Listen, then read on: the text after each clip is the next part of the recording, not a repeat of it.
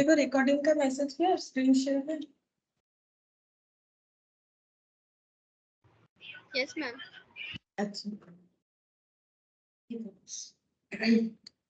देखो हम लोग का A16 जो है वो कंप्लीट हो गया था, ठीक है। आज हम लोग दूसरा ए स्टार्ट करेंगे, दैट इज A11, ठीक है। तो पहले इसका नोट डाउन कर लेते हैं और नाम भी देखो क्या है, उसी के ऊपर टॉपिक रहेगा। तो AS11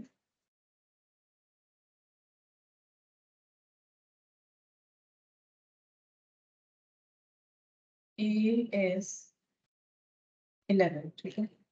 AS11 है foreign exchange rate up and down होने पे, ठीक है, क्या इफेक्ट आता है हमारे अकाउंट्स पे, उसके लिए हम लोग पढ़ेंगे AS11, ठीक है। AS11 का पूरा नाम है हम लोग का अकाउंट द इफेक्ट ऑफ, ऐसे लिखते हैं, मतलब नाम जो है वही लिखना पड़ेगा, the effect of changes in foreign foreign exchange, foreign currency, ठीक है। नाम ये है फॉरेन करेंसी, ऐसे ही लिखेंगे फॉरेन करेंसी। तो ये क्या हो गया कि हम लोग ये वाला अकाउंटिंग स्टैंडर्ड में क्या पढ़ने वाले हैं कि अगर फॉरेन करेंसी जो है चेंज होता है, जैसे मतलब डॉलर में अगर हम लोगों ने कुछ लिया है या देना है हमें, चाहे वो ऑस्ट्रेलियन करेंसी हो कुछ भी, ठीक है, मतलब जो हमारी इंडियन करेंसी नहीं है, विदेश के जो भी करेंसी है, ठीक है, उस पे हम लोग का जब ट्रांजैक्शन होता है वो जब रुपीस के कंपैरिजन में अप या डाउन होता है, तो उससे अकाउंटिंग में क्या क्या ट्रीटमेंट हमें करना पड़ेगा, उसी के लिए AS11 पढ़ना है, ठीक है। तो पहले यहाँ पर लिख लेते हैं इसका point 1, accounting for transactions in foreign currency, in foreign currency, ठीक है, ये एक हमें पढ़ना है। सेकंड हमें इसमें पढ़ना पड़ेगा ट्रांसलेटिंग, ये स्कोप है, ठीक है, ये स्कोप बोल के हेडिंग कर सकते हैं। इस अकाउंटिंग स्टैंडर्ड में 3 चीज सीखने को मिलेगा हमें। नेक्स्ट हो जाएगा translating the financial, translating the financial statements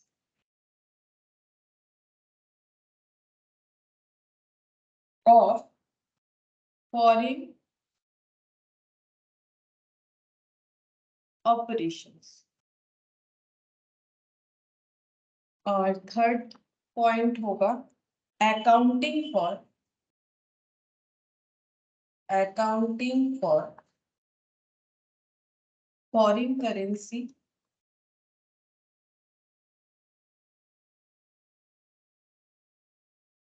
transactions in the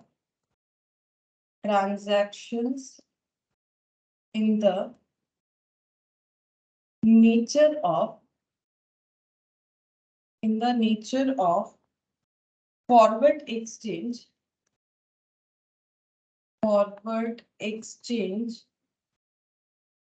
contracts,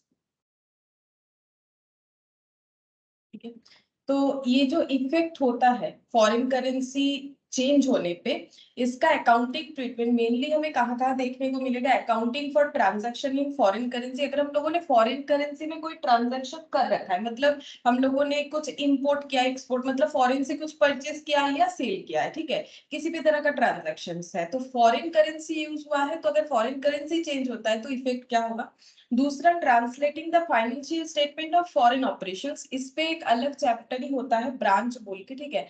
मतलब हम लोग का ब्रांच जो है, ब्रांच दो तरह का होता है, डोमेस्टिक होता है, फॉरेन भी होता है। मतलब बिजनेस हमारा मेन इंडिया में है, हेड ऑफिस इंडिया में है, लेकिन अगर हम लोगों का ब्रांच हम लोग इंडिया के बाहर ओपन कर रहे हैं तो वहां पर ट्रांजैक्शन फॉरेन करेंसी में होता है। लेकिन क्योंकि मेरा बिजनेस का हेड ऑफिस इंडिया है, तो मुझे जो फाइनेंशियल स्टेटमेंट बनाना है तो वो तो मुझे इंडियन करेंसी में ही बनाना पड़ेगा। ना, तो उसमें जब ट्रांसलेट करना पड़ता है, जो फॉरेन में जितने भी ट्रांजैक्शंस हुए हैं उससे जो फाइनेंशियल स्टेटमेंट बना हुआ है, उसको जब इंडिया वाले फाइनेंशियल स्टेटमेंट के साथ मर्ज करके फाइनल हम लोग जब अकाउंट्स बनाएंगे, मतलब इसीलिए मर्ज कब आता है, ये देखो ट्रांसलेट कब आता है, translate the financial statement of foreign operations. तो फॉरेन जो ब्रांच है हम लोग का, वहां पर जो भी ट्रांजैक्शन हुआ है उसको कैसे हम लोग ट्रांसलेट करेंगे उसके बारे में भी हमें ये C11 बताता है। और ये ट्रांसलेटिंग हम लोग अलग से जो ब्रांच चैप्टर है वहां पर तो करते ही है, डिटेल्स में पढ़ते हैं, ठीक है।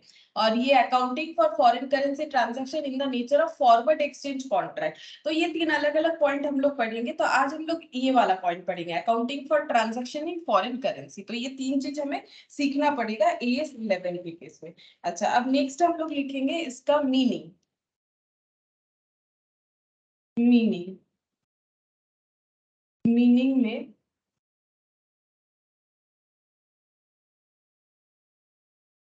It is a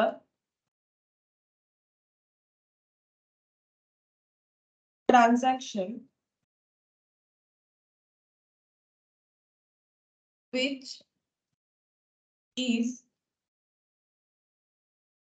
denominated or require settlement in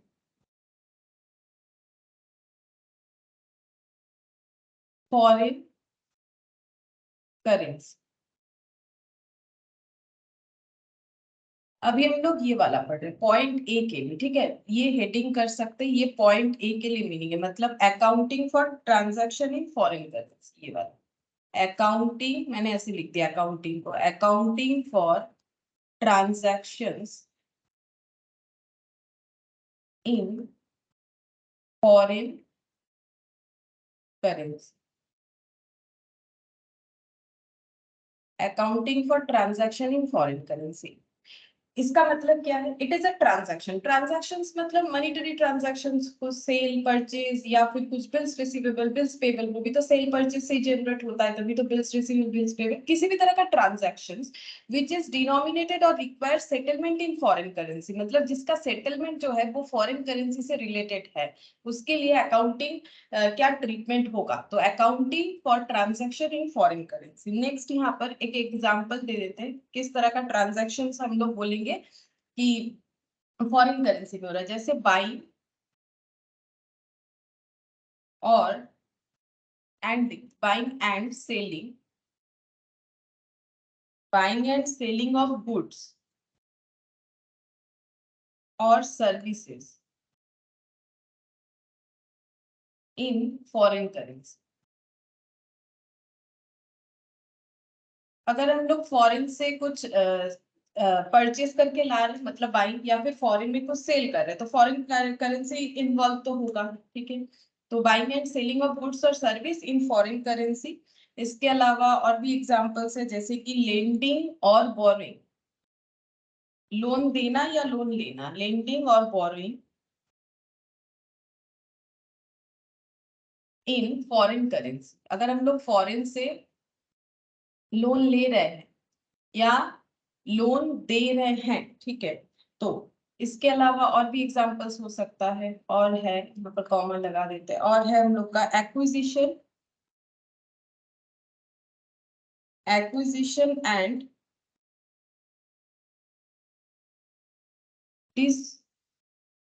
disposition of asset denominated in foreign currency. तो ये क्या बोल रहा है, buying and selling of goods, जैसे कि मैंने बोला ट्रांजैक्शंस होने के लिए कुछ ना कुछ तो ट्रांजैक्शन होगा, तो फॉरेन के साथ क्या क्या ट्रांजैक्शन हो सकता है। अगर हम लोग फॉरेन से कुछ गुड्स परचेज कर रहे हैं या फिर कुछ गुड्स फॉरेन में सेल कर रहे हैं, या फिर हम लोगों ने कुछ लोन लिया है या दिया है फॉरेन के थ्रू, मतलब फॉरेन करेंसी के थ्रू हो रहा है वो। अगर हम लोगों ने कुछ एसेट्स, फिक्स्ड एसेट्स वगैरह परचेज किया है फॉरेन से, या फिर हम लोगों ने सेल किया है उनको, ठीक है। तो इस तरह के केसेस में, हर एक केस में हम लोग का फॉरेन करेंसी इन्वॉल्व होगा, ठीक है। तो ये फॉरेन करेंसी ट्रांजैक्शन होगा, इसीलिए ये क्या होगा, फॉरेन करेंसी ट्रांजैक्शन। अब यहाँ पर इस तरह के ट्रांजैक्शन को कैसे रिकॉर्ड किया जाता है, पहले हम लोग ये देखेंगे। तो इनिशियल रिकॉग्निशन, तो जैसे हम लोग सिर्फ अगर इंडिया में ही बिजनेस कर रहे हैं तो तब भी तो हम लोग अपना ट्रांजैक्शंस को रिकॉर्ड करते हैं, उसी के बेसिस पे तो हम लोग जर्नल एंट्री वगैरह सीखते हैं। तो यहाँ पर भी वही होगा। यहाँ पर हमें ये देखना है कि क्योंकि यहाँ पर रेट चेंज हो सकता है, तो रेट चेंज होने पे हम लोग का रिकॉर्डिंग वगैरह कैसे करना चाहिए वो देखना है। तो सबसे पहले यहाँ पर इनिशियल रिकॉग्निशन में लिखेंगे all transactions should be recorded at spot rate, that is rate of foreign exchange.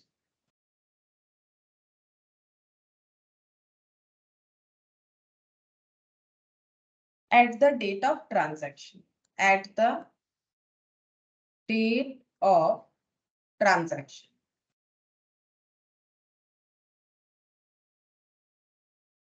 If spot rate is not given,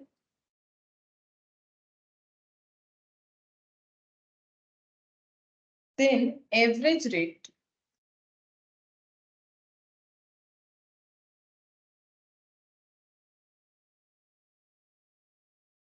of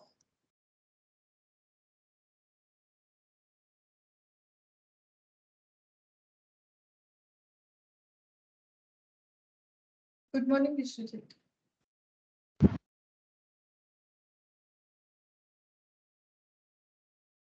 Average rate of week or month can be used. अच्छा, तो देखो यहाँ पर initial recognition मैंने लिखवाया है, ठीक है। इनिशियली कैसे, अब इस पे एग्जांपल देंगे तो पूरा समझ में आ जाएगा कि कैसे करके हमें रिकॉर्ड वगैरह करना है, ठीक है। तो एक एग्जांपल भी ले लेंगे इस पे। तो एक काम करते हैं, यहाँ पर मुझे ये पेज रख देते हैं ताकि मॉनिटरी नॉन मॉनिटरी आइटम यहाँ पर लिखवा पाए, या यहाँ ही एग्जाम्पल ले, ठीक है। कोई बात नहीं, यहाँ पर एग्जाम्पल लेके एक बार समझाते हैं। तुम लोग नोट डाउन करना चाहो तो एग्जाम्पल कर सकते हो, नहीं भी करना चाहो तो नहीं कर सकते हो। उसके बाद ये समझा देंगे कि कैसे इनिशियल रिकॉग्निशन होता है, इस एग्जाम्पल से समझ में आ जाएगा। कर लो, मेरे हिसाब से अच्छा है, तुम लोग को भी याद रहेगा। अब जैसे देखो, हम लोग का इंडिया में जो फाइनेंशियल ईयर है वो कैसे चलता है, वो चलता है अप्रैल टू मार्च, ठीक है। हम लोग का जो फाइनेंशियल ईयर है वो चलता है अप्रैल टू मार्च, ठीक है। अब अगर हम लोगों ने मान लो कोई गुड्स परचेज किया है, सपोज हम लोगों ने गुड्स परचेज किया है, परचेज ऐसे लिखते हैं ट्रांजैक्शन, जैसे हमें ट्रांजैक्शन दिया रहता है तुम लोग एंट्री करते हैं ना, तो purchase goods on credit on 10th of September from USA, $10,000,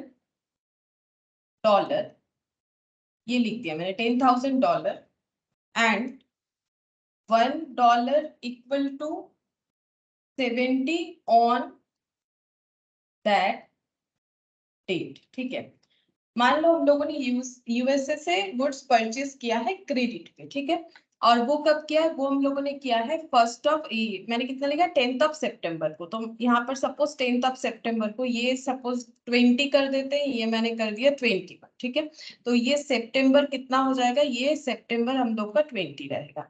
अच्छा, हम लोगों ने परचेज किया है $10,000 का गुड्स परचेज किया है, तो एंट्री क्या होना चाहिए, जैसा परचेज का एंट्री होता है वैसे ही होगा। तो 10 सितंबर को हम लोग एंट्री पास करेंगे, क्रेडिट में परचेज किया है तो एंट्री होगा परचेज टू क्रेडिटर, तो ऐसे एंट्री हो जाएगा purchase account debit to creditor, ठीक है। यही वाला एंट्री होगा। लेकिन यहाँ पर मतलब मॉनिटरी वैल्यू क्या लिखेंगे, तो अब देखो हम लोगों ने $10,000 का परचेज किया है, अब हम लोगों को रिकॉर्ड करना है तो अगर हम लोग रुपीज में रिकॉर्ड करते हैं तो कैसे करके करेंगे, क्योंकि हमारे यहाँ तो रुपीज में रिकॉर्ड होगा, तो 10,000 इंटू 70, ठीक है, क्योंकि $1 इक्वल टू 70, तो $10,000 इक्वल टू 7 लाख हो जाएगा, ठीक है। $10,000 7 लाख हो गया, ये हम लोग का ट्रांजैक्शन डेट पे हम लोगों ने इस एंट्री को रिकॉर्ड कर लिया, ठीक है। अच्छा, अब यहाँ पर देखो क्या बोला था, all transaction should be recorded at spot rate, that is the rate of transactions, that is the rate of foreign exchange at the date of transactions. देखो यही वाला अभी मैंने करके दिखाया, तो ये जो रेट पे रिकॉर्ड हुआ इसे बोलते हैं स्पॉट रेट। तो जिस दिन हम लोग ट्रांजैक्शंस कर रहे हैं, मतलब फॉरेन से कुछ सेल या परचेज कर रहे हैं, जैसे यहाँ पर परचेज का मैंने बताया, तो उस दिन हम लोग जब एंट्री करेंगे तो उसे कैसे रिकॉर्ड करेंगे, तो जिस रेट पे रिकॉर्ड किया जाता है उसे बोला जाता है स्पॉट रेट। वही लिखा है देखो, all the transactions should be recorded at spot rate. Spot rate पे हर एक ट्रांजैक्शंस को रिकॉर्ड करना पड़ेगा। अब ये स्पॉट रेट क्या है, रेट ऑफ फॉरेन एक्सचेंज, मतलब जो फॉरेन एक्सचेंज रेट है, जैसे कि मैंने एग्जांपल लिया $1 equal to 70 at the date of transaction, transaction date पे जो होगा, तो हमें हमेशा स्पॉट रेट क्वेश्चन में दे देता है। फिर भी यहाँ पर एएस बोल रहा है अगर स्पॉट रेट हमें कभी ना मिले, जो कि हमारे क्वेश्चन के लिए एप्लीकेबल नहीं हुआ, लेकिन प्रैक्टिकली सुन के रखो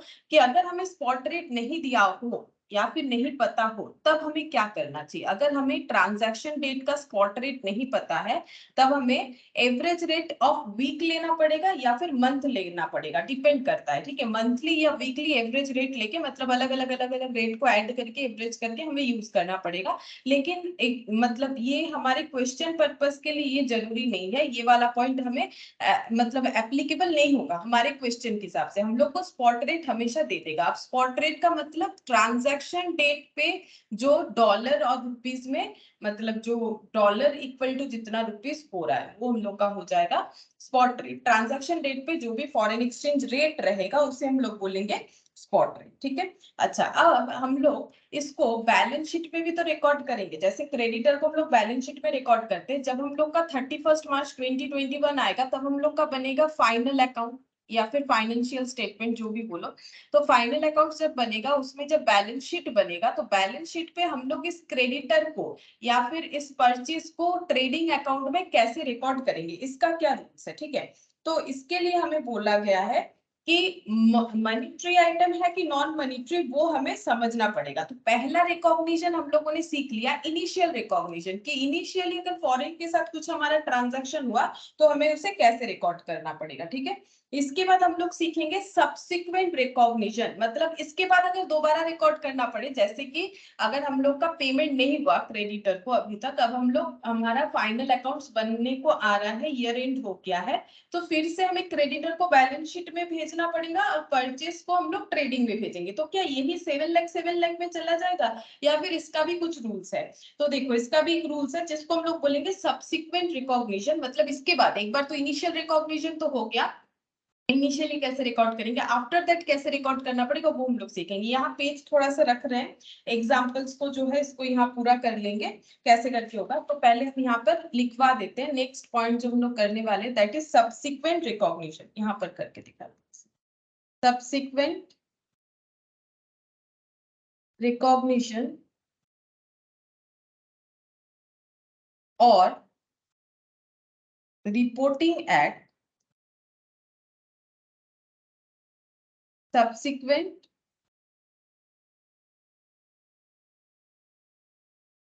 बैलेंस शीट डेट, ठीक है। बैलेंस शीट डेट पे हमें कैसे रिकॉर्ड करना है, अगर बैलेंस शीट बन रहा है हम लोग को, तो उसके लिए दो पार्ट में डिवाइड करना पड़ेगा। जिस आइटम को हम लोग रिकॉर्ड करना चाह रहे हैं तो वो कैसा आइटम है, वो मॉनिटरी आइटम है या फिर नॉन मॉनिटरी आइटम है,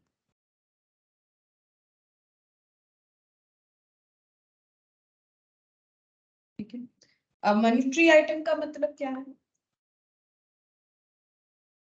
पहले लिख लो फिर समझा देते हैं। These are the items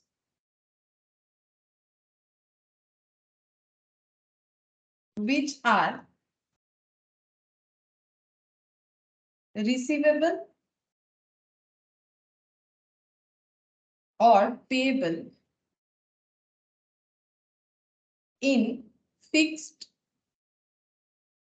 or determinable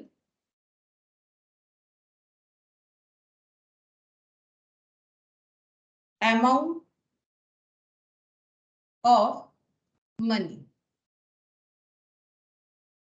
और नॉन मॉनेटरी आइटम का मतलब हो जाएगा these all assets, these are all assets and liabilities other than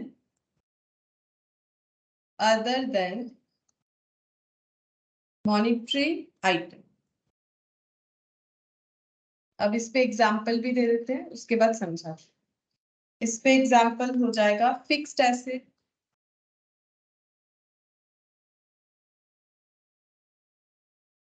inventories and investment in equity shares. और यहां पर cash, debtors, creditors etcetera, sorry और भी लिख देते हैं, cash, debtor, creditor, bills receivable, bills payable,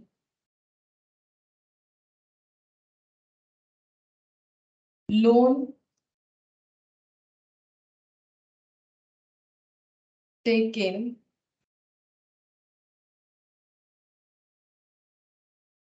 loan given, etc। और एक पॉइंट इसमें ऐड करेंगे, यूज, इसके नीचे लिखना है use exchange rate at the balance sheet date.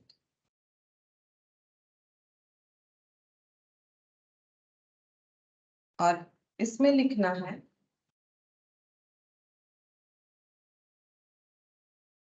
Use exchange rate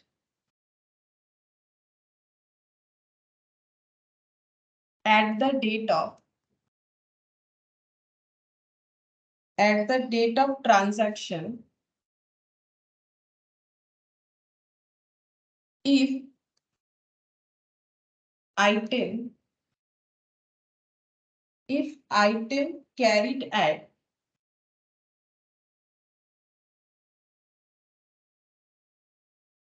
fair value,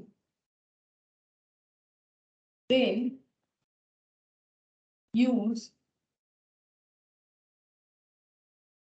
the exchange rate that existed when the values are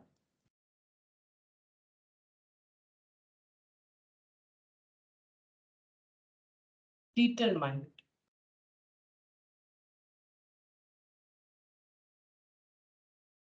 अच्छा, अब देखो, तो अभी हम लोग बैलेंस शीट डेट पे जब रिकॉर्ड करने जाएंगे, हमारा जो फॉरेन एक्सचेंज करेंसी में ट्रांजैक्शंस हुआ ये तो परचेज डेट पे हो गया। अब 31 मार्च को जब हम लोग रिकॉर्ड करने जाएंगे, 31 मार्च 2021, इसी एग्जांपल को पहले बताते तब समझ में आ जाएगा। तब हमें ये चेक करना पड़ेगा जो आइटम हम लोग रिकॉर्ड करना चाह रहे हैं वो क्या है, वो कौन सा मॉनिटरी है कौन सा नहीं है। अब हमारे पास दो, देखो बैलेंस शीट में क्या जाता है, बैलेंस शीट में तो हमारी ट्रायल बैलेंस से बैलेंस शीट बनता है ना। तो ये जर्नल हुआ है तो हमारा दो लेजर भी ओपन हुआ होगा, परचेज बोल के एक लेजर, क्रेडिटर बोल के एक लेजर। अब इनका क्लोजिंग बैलेंस ट्रायल बैलेंस में दिख रहा होगा, ट्रायल बैलेंस जब बना होगा एक परचेज और एक क्रेडिटर दिख रहा होगा। अब जब बैलेंस शीट बना रहे तो वो ट्रायल बैलेंस से लिया गया परचेज अकाउंट और क्रेडिटर अकाउंट के थ्रू से ही हम लोग प्रिपेयर करते जैसे नॉर्मल होता है। अब हमें देखना है कि कौन सा हमारा मॉनिटरी आइटम है कौन सा नॉन मॉनिटरी आइटम है, ठीक है। जैसे मॉनिटरी आइटम का मतलब क्या हो जाएगा, यहाँ पर हम शॉर्टकट में समझाते हैं, फिर वो जो लिखा है वो बता देंगे। मॉनिटरी आइटम का मतलब हो जाता है वो सारे आइटम जिसका हम लोगों का अमाउंट, ठीक है, फिक्स डिटरमाइंड है, ठीक है, फिक्स डिटरमाइंड अमाउंट है, मतलब अमाउंट एक फिक्स्ड है कि कितना पेबल है या कितना रिसीवेबल है। मतलब इसको हम लोग शॉर्टकट में अगर बोले, asset and liabilities which fixed, asset liabilities and assets liabilities and fixed determined amount, ठीक है, फिक्स्ड लिख देते हैं,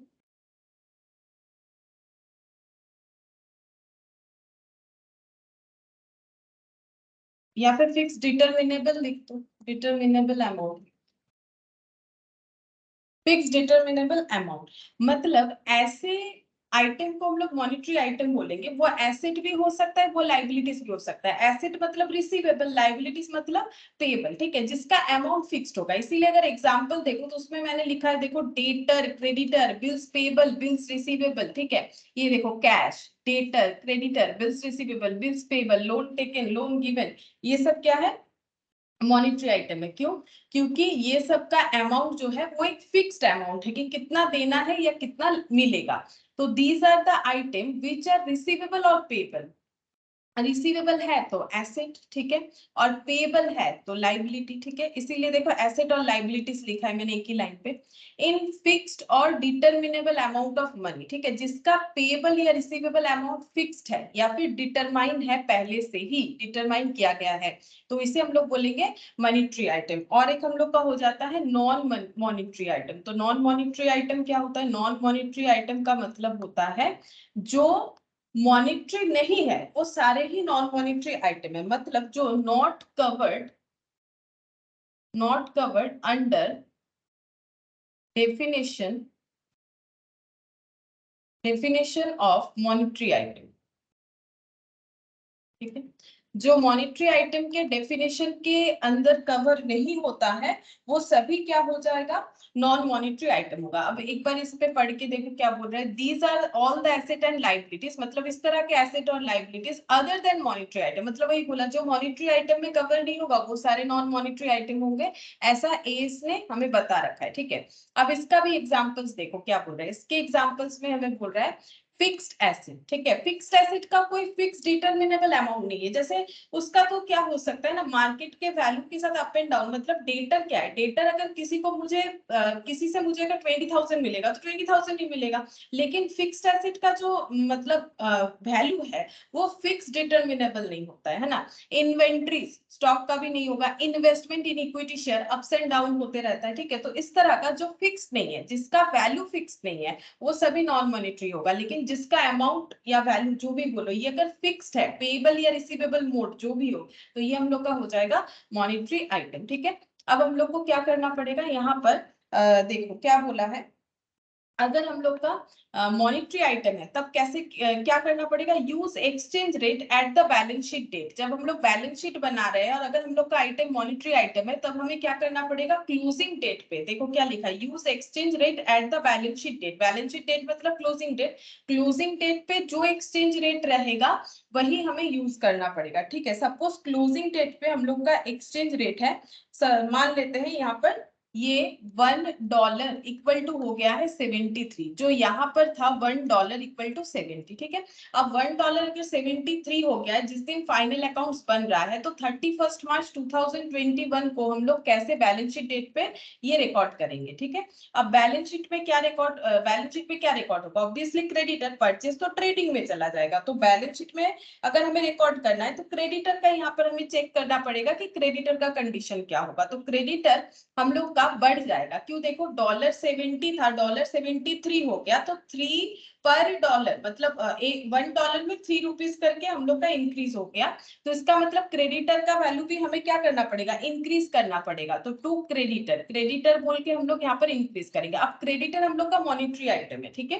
क्रेडिटर हम लोग का मॉनिटरी आइटम है। क्यों? क्योंकि ये एक ऐसा लाइबिलिटी है जिसका अमाउंट जो है फिक्स्ड है, पहले से ही डिटरमाइन है। तो पहले से तो 7 लाख था, क्योंकि डॉलर बढ़ गया है तो इसका ₹3 से और भी बढ़ाना पड़ेगा, तो यहाँ पर कितना हो जाएगा 10,000 इंटू 3 यानी कि 30,000, ठीक है 30,000 हो जाएगा। और ये डेबिट किससे करेंगे, इसका नाम देंगे एक्सचेंज डिफरेंस, जो हमारे अकाउंट का मतलब एस का अकाउंटिंग स्टैंडर्ड का नाम है एक्सचेंज डिफरेंस, ठीक है। एक्सचेंज डिफरेंस होने से कैसे हमें अकाउंटिंग ट्रीटमेंट करना चाहिए वही हमें सीखना है, यहाँ पर डिफरेंस को भी वहां पर ही दिखाना है। एक्सचेंज डिफरेंस डेबिट, ठीक है डेबिट इतना 10,000 इंटू 3 ये हो गया 30,000, ठीक है। एक्सचेंज डिफरेंस को हम लोगों ने यहाँ पर रिकॉर्ड कर दिया। कौन से डेट पे रिकॉर्ड किया, क्लोजिंग डेट पे हम लोगों का जो डॉलर और रुपीस में मतलब डॉलर और रुपीस का जो रिलेशन बना हुआ था $1 इक्वल टू 73 रुपीस, वही हम लोग यहाँ पर रिकॉर्ड करेंगे। क्यों रिकॉर्ड किया क्रेडिटर को इस तरह से, क्योंकि क्रेडिटर एक मॉनिटरी आइटम है, ठीक है। अच्छा अब हम लोग यहाँ पर इसको कहाँ ट्रांसफर करेंगे, इसको हम लोग ट्रांसफर कर देंगे पीएल में, क्योंकि हम लोग का लॉस है। इसको कहाँ ट्रांसफर करना है, इसको ट्रांसफर करना पड़ता है पीएल में, profit and loss account debit to exchange difference, to exchange difference. अब परचेज का मैंने कुछ नहीं किया, क्यों, क्योंकि परचेज थोड़ी ना बैलेंस शीट में आता है। हम लोग को क्या सिखाया जा रहा है यहाँ पर कि क्लोजिंग डेट पे बैलेंस शीट पे इसका क्या कंडीशन होगा, उसी के बारे में हमें एस बताता है। तो फिर हमें बैलेंस शीट आइटम यानी क्रेडिटर को यहाँ पर देखना पड़ेगा कि किस तरह से ये रिकॉर्ड होना चाहिए, ठीक है। अच्छा अब अगर मान लो नेक्स्ट ईयर हम लोग इसका पेमेंट कर रहे हैं, ठीक है, ये तो हम लोग का फर्स्ट ईयर हो गया। नेक्स्ट ईयर मान लो हम लोग इसका पेमेंट कर रहे हैं यहाँ पर, ठीक है। यहाँ पर सपोज 10th ऑफ जून, ठीक है, 10th ऑफ जून को अगर हम लोग पेमेंट कर रहे हैं, जो ट्रांजैक्शन हुआ था, तब हम लोग का क्या एंट्री होगा इस डेट पे, तो देखो तब हम लोग का क्या एंट्री होगा। यहाँ पर हम यहाँ दिखा देते, ये देखो यहाँ पर कैसे करके एंट्री होगा, 10th जून को एंट्री होना चाहिए। अब यहाँ पर भी तो हमें चेक करना पड़ेगा कि डॉलर का रेट क्या है, ठीक है। सपोज यहाँ पर $1 इक्वल टू हो गया है 71, ठीक है। देखो पहले क्या था, पहले 70 था, 70 से 73 हुआ, मतलब हम लोग का लॉस हुआ। क्यों, क्योंकि 3 पर डॉलर हम लोग का बढ़ गया है, $1 में 3 रुपीज। अब हम लोग का कम हो गया है, 73 से 71 हो गया है, तो हम लोग का क्या होगा, प्रॉफिट होगा, ठीक है। अब हम लोग को कितना पेमेंट करना पड़ेगा, उसे हम लोग टू बैंक बोल के रिकॉर्ड करेंगे, ठीक है। हमारे बुक से क्रेडिटर चला जाएगा, पेमेंट करने से जैसे नॉर्मल एंट्री होता है, क्रेडिटर अकाउंट डेबिट हो जाएगा टू बैंक हो जाएगा, ठीक है। अब क्रेडिटर कितने से डेबिट होगा, जितने का क्रेडिटर है। क्रेडिटर कितने का है, पहले तो 7 लाख था, अब वही क्रेडिटर, ये कोई नया क्रेडिटर नहीं है, ये जो 30,000 बार, वो तो डॉलर के चेंज की वजह से ये 7 लाख से 7,30,000 हो गया है।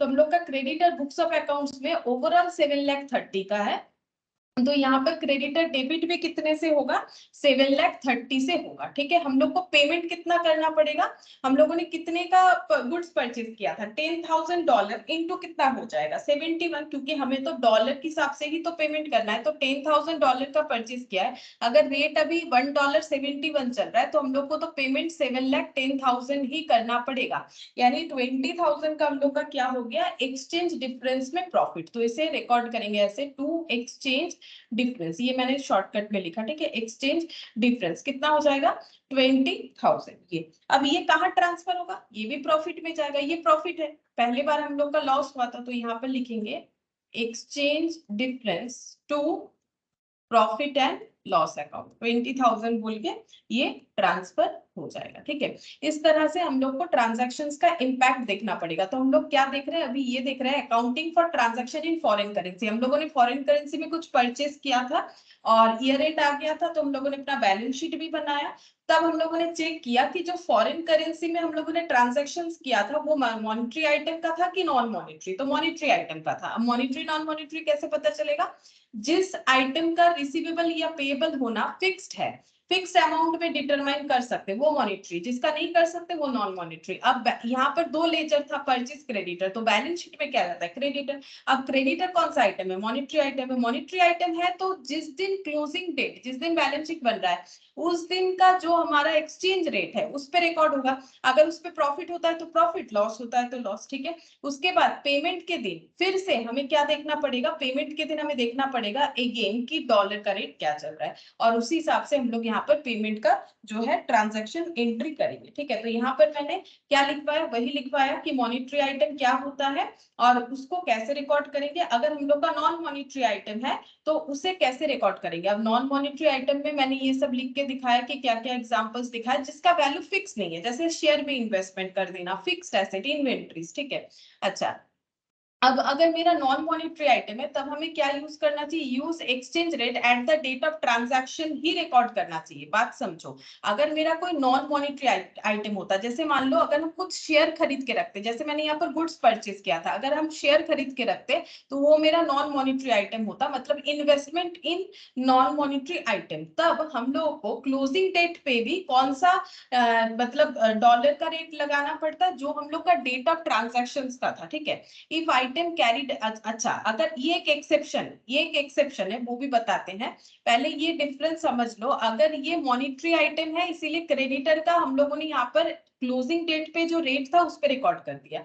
अगर ये कोई नॉन मॉनिटरी आइटम होता तो ये चेंज नहीं होता। ठीक है, जो ट्रांजैक्शन डेट यानी जो 70 रुपीज था उसी पे रिकॉर्ड होता बैलेंस शीट डेट पे भी। ठीक है, जैसे कि इन्वेस्टमेंट, ऐसा क्वेश्चन आएगा तो दिखाते हैं। जैसे कि मैंने एक एग्जांपल्स तो यहाँ पर मॉनिटरी आइटम वाला रेडी किया ही है। ठीक है, अच्छा अब यहाँ पर एक जो है हम लोग को एक्सेप्शन भी दिया है, तो यहाँ पर नॉर्मली बोल रहा है कि अगर मॉनिटरी आइटम है तो क्लोजिंग डेट पे जो रेट है उस पे रिकॉर्ड करो, नॉन मॉनिटरी आइटम है तो ट्रांजैक्शन डेट पे जो रेट था उसी पे रिकॉर्ड करो, मतलब ट्रांजैक्शन एंट्री भी उस पे होगा, क्लोजिंग एंट्री भी उसी पे होगा।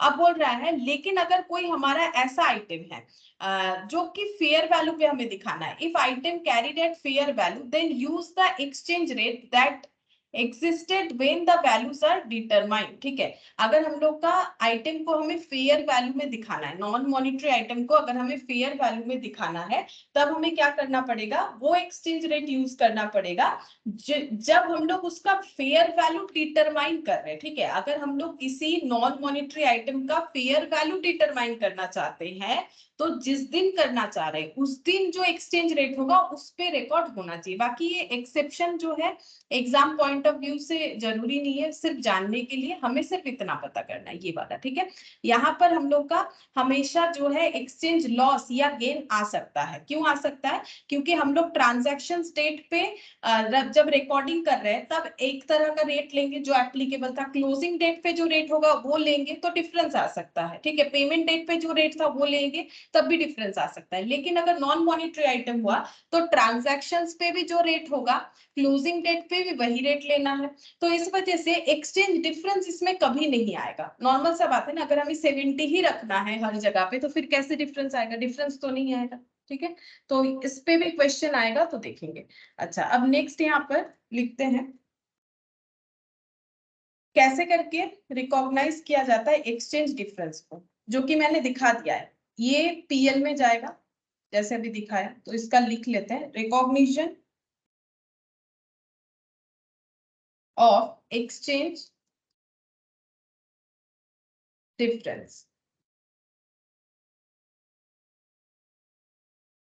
तो कैसे करके होगा, तो डिपेंड करता है मॉनिटरी है कि नॉन मॉनिटरी।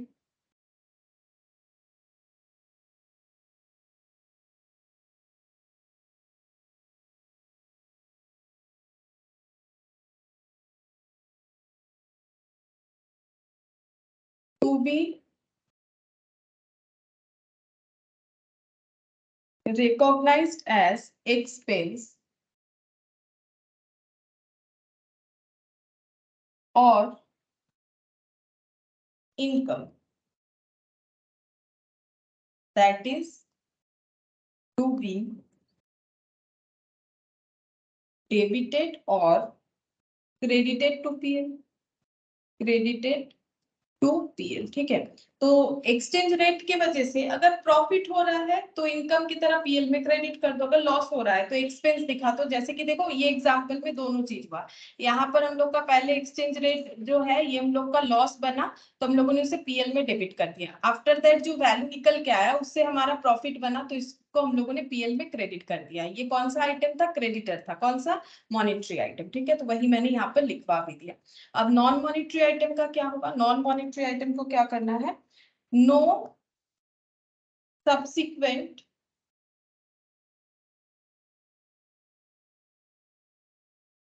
रिकॉग्निशन, ठीक है, is required, there does not raise any exchange difference, exchange difference, ठीक है। तो ये क्या है यहाँ पर, क्योंकि कोई एक्सचेंज डिफरेंस नहीं आएगा तो इसका कोई दूसरे बार रिकॉग्निशन का अलग से अलग कोई मेथड या तरीका नहीं निकल के आ रहा है, ठीक है।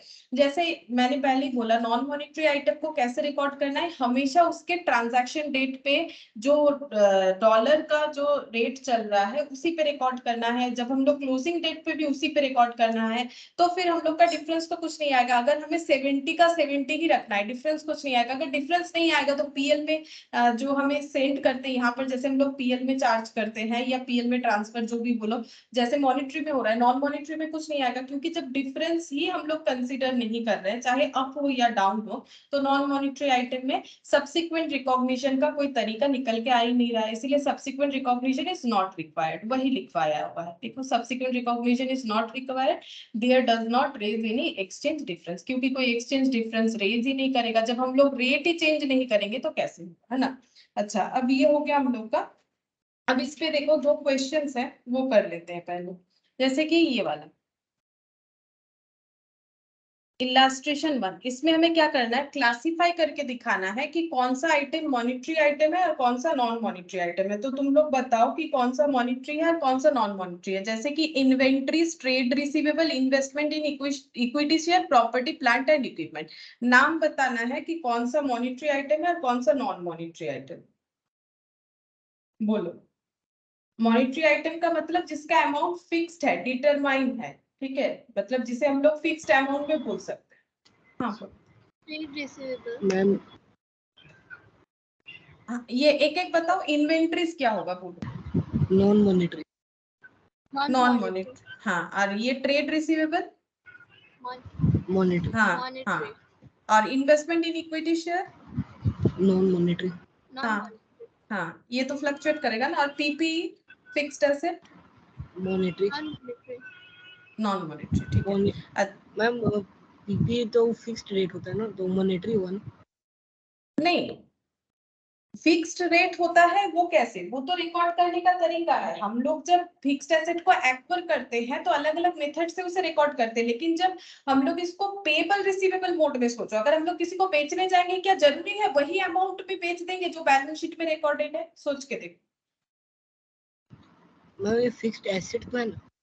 हाँ, फिक्स्ड एसेट तो है, लेकिन मॉनिटरी नॉन मॉनिटरी कैसे होगा? जब हमारा रिसीवेबल या पेबल अमाउंट फिक्स्ड होगा, तो डेटर का रिसीवेबल या पेबल अमाउंट फिक्स्ड हो सकता है कि जो बता रहा है वही होगा, एक्सेप्ट अगर कुछ हमारा बैड डेट हुआ, वो तो बात अलग है, वो तो हमारे डेटर के वैल्यू को कम करता है। लेकिन मेरा बिल्डिंग या लैंड जिस वैल्यू पे रिकॉर्डेड है, क्या वही मेरा पेबल रिसीवेबल अमाउंट है या चेंज हो जाएगा? सोचो। चेंज हो सकता है डिप्रिसिएशन के हाँ कारण। हाँ, डिप्रिसिएशन लगेगा, वो तो हमेशा डिप्रिसिएशन के कारण तो होगा ही होगा, ये तो है ही, और मार्केट के कारण भी होगा। लेकिन मेरा डेटर जो है, बिल्स रिसीवेबल जो है, वो तो फिक्स्ड ही है ना अमाउंट। अब बिल्स कोई पे नहीं किया, बैड डेब्ट हो गया, मतलब जिसको डिसऑनर्ड बोलते हैं, वो तो एक अलग कंसेप्ट हो गया, लेकिन मेरा अमाउंट तो फिक्स्ड है, ठीक है। जैसे शेयर में इन्वेस्ट कर रहे हो, तो शेयर का अमाउंट फिक्स्ड है कि आज जो रेट है कल वही रहेगा? नहीं रहेगा ना।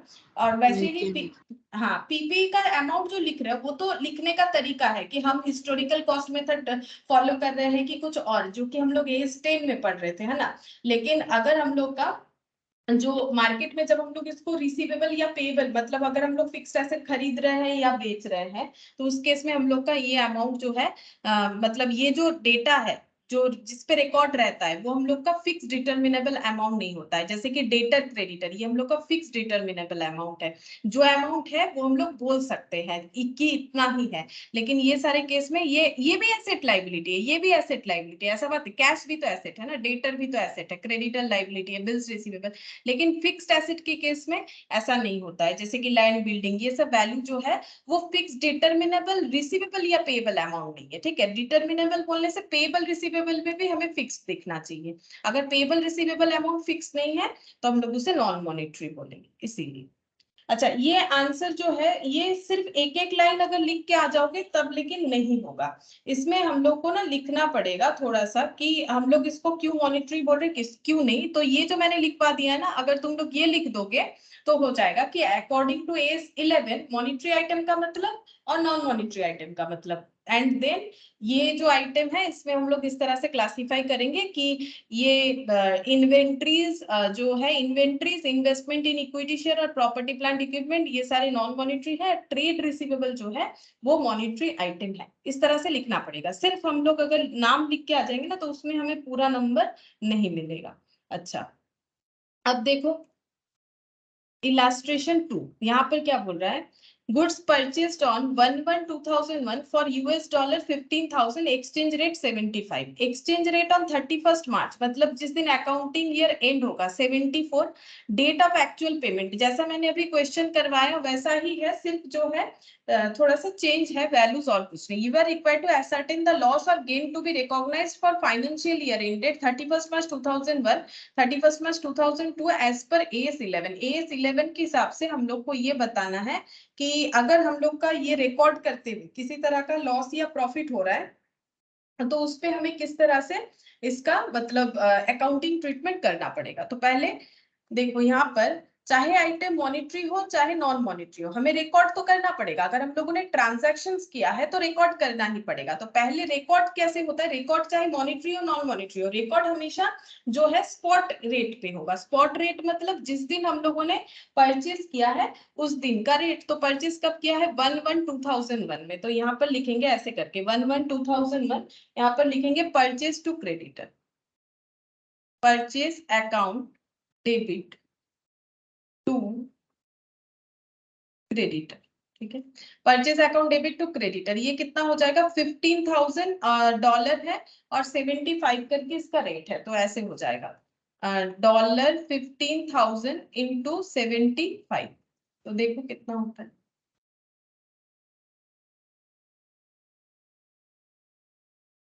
तो ये हो गया 11,25,000, 11,25,000। इसमें थोड़ा सा नरेशन लिख दो, ठीक है, नरेशन लिख के कंप्लीट कर दो, बीइंग गुड्स परचेज्ड बोल के। अच्छा, इसके बाद ये तो हम लोग का ट्रांजैक्शन डेट हो गया। अब बोल रहा है कि 31 मार्च को ये दिख रहा है। अब पता करो कि हमारे पास कोई मॉनिटरी या नॉन मॉनिटरी आइटम क्या है। तो बैलेंस शीट में क्या जाएगा, क्रेडिटर, क्रेडिटर हम लोग का मॉनिटरी आइटम है। और मॉनिटरी आइटम अगर है तो 31 मार्च 2002 को, इस 2002 ही होना चाहिए, देख लेते हैं। अच्छा ये जैन टू, अच्छा ये जैन में परचेज हुआ है।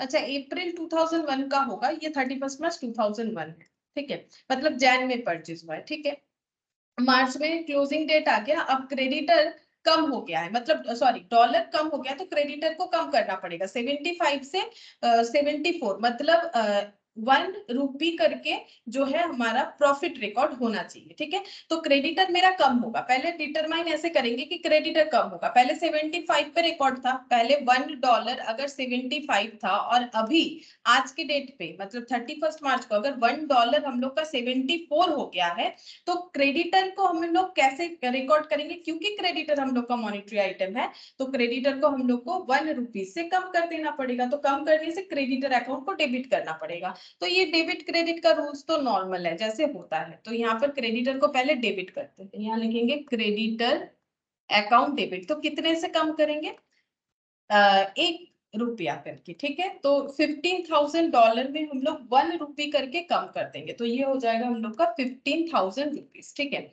तो क्रेडिटर टू, अब 1 कैसे आया, 75 माइनस 74 करके यहाँ स्टार लगा देते। ये देखो 75 माइनस 74 इक्वल टू ₹1, मतलब $1 में 1 रुपीज का फर्क आ गया है। तो $15,000 में कितना फर्क आएगा, 15,000 इंटू 1, तो 15,000 रुपीज। और 2 क्या लिखेंगे, एक्सचेंज डिफरेंस, इसे हमें एक्सचेंज डिफरेंस में ट्रांसफर करना होता है, एक्सचेंज डिफरेंस। अब एक्सचेंज डिफरेंस को हम लोग क्या करेंगे, ईयर एंड में अगर हम लोग का मॉनिटरी आइटम है तो मॉनिटरी आइटम है बोल के ही तो हम लोगों ने क्लोजिंग डेट का रेट को कंसीडर किया।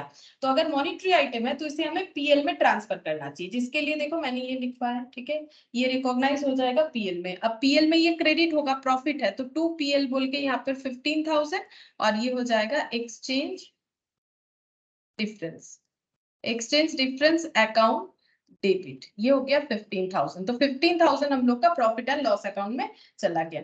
अब यहाँ पर बोला है लॉस 2001 तक का, ये तो मैंने दिखा दिया। अब उसके बाद भी बोला है 31 मार्च 2002 को भी क्या होगा, तब तक का हमें यहाँ पर दिखाना है। अच्छा, अब पेमेंट करना है 7 जुलाई को, ठीक है। अब हम लोग 7 जुलाई को पेमेंट करेंगे, तो 7 जुलाई को फिर से हम लोग का एंट्री हो जाएगा। क्रेडिटर को पेमेंट करेंगे तो एंट्री क्या होना चाहिए, creditor account debit to bank. अब क्योंकि हम लोग का फॉरेन एक्सचेंज वाला ट्रांजैक्शन है तो ये भी तो देखना पड़ेगा।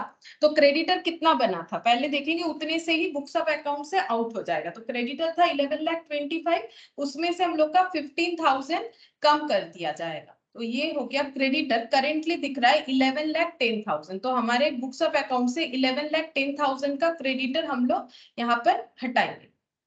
पेमेंट कितना करना पड़ेगा, 73 रुपीज के हिसाब से $15,000 का पेमेंट करना पड़ेगा। तो हम लोगों ने $15,000 का गुड्स परचेज किया था, और जब पेमेंट करने गए तो 73 करके रेट आया है। तो 15,000 इंटू 73, तो ये हो गया 10,95,000। ठीक है, तो हमारा बुक्स ऑफ अकाउंट्स दिख रहा है इतना, लेकिन हम लोग को इतना पेमेंट करना पड़ेगा, तो प्रॉफिट है। ठीक है, कम पेमेंट कर रहे हैं, या फिर रुपीस के हिसाब से भी डिफरेंस देख सकते हो। तो यहाँ पर हो जाएगा टू एक्सचेंज डिफरेंस, तो एक्सचेंज डिफरेंस हो गया 15,000। ठीक है, एक्सचेंज डिफरेंस हम लोग का 15,000 हो गया। और एक तरह से भी डिफरेंस देख सकते थे 74 और 73, मतलब 1 रुपीस का डिफरेंस आ रहा है $15,000 में 1 रुपीस, तो 15,000 इंटू 1 15,000, वैसे भी कर सकते हो, या फिर बैलेंस करके भी निकाला जा सकता है, एक ही बात है। ठीक है, तो दोनों केस में ही 1 रुपी का डिफरेंस आया, यहाँ भी 1, यहाँ भी 1। ठीक है, और दोनों केस में वैल्यू जो है कम होते गए, तो प्रॉफिट ही प्रॉफिट। ठीक है, प्रॉफिट हो रहा है, इस तरह की फॉरेन ट्रांजैक्शंस के केस में प्रॉफिट हो गया। अब इसे कहाँ ट्रांसफर करना है, क्योंकि ये मॉनिटरी आइटम है तो इसे हम लोग को पीएल में ट्रांसफर करना पड़ेगा। अब ये कब होता है, 31 मार्च को होगा, 31 मार्च 2002। तो यहाँ पर प्रॉफिट है तो पीएल में जाएगा, तो यहाँ पर लिखेंगे exchange difference account debit to profit and loss account 15,000। ठीक है, तो 15,000 करके रिकॉर्ड हो गया। बस ये कंप्लीट हो गया, हमें इतना ही पूछा था यहाँ पे। अच्छा, नेक्स्ट देखो इलास्ट्रेशन 3, इसमें क्या बोला है, इसमें बोल रहा है Kaleem limited borrowed $4,50,000 on 1/1/2001 which will be repaid as on 31st July 2001. Kalim Limited prepares financial statement ending on 31st March 2001. Rate of exchange between reporting currency and foreign currency on different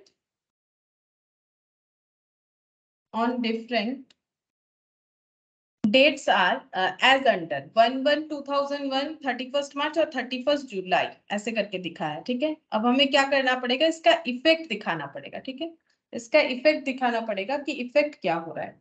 अच्छा, ठीक है, चलिए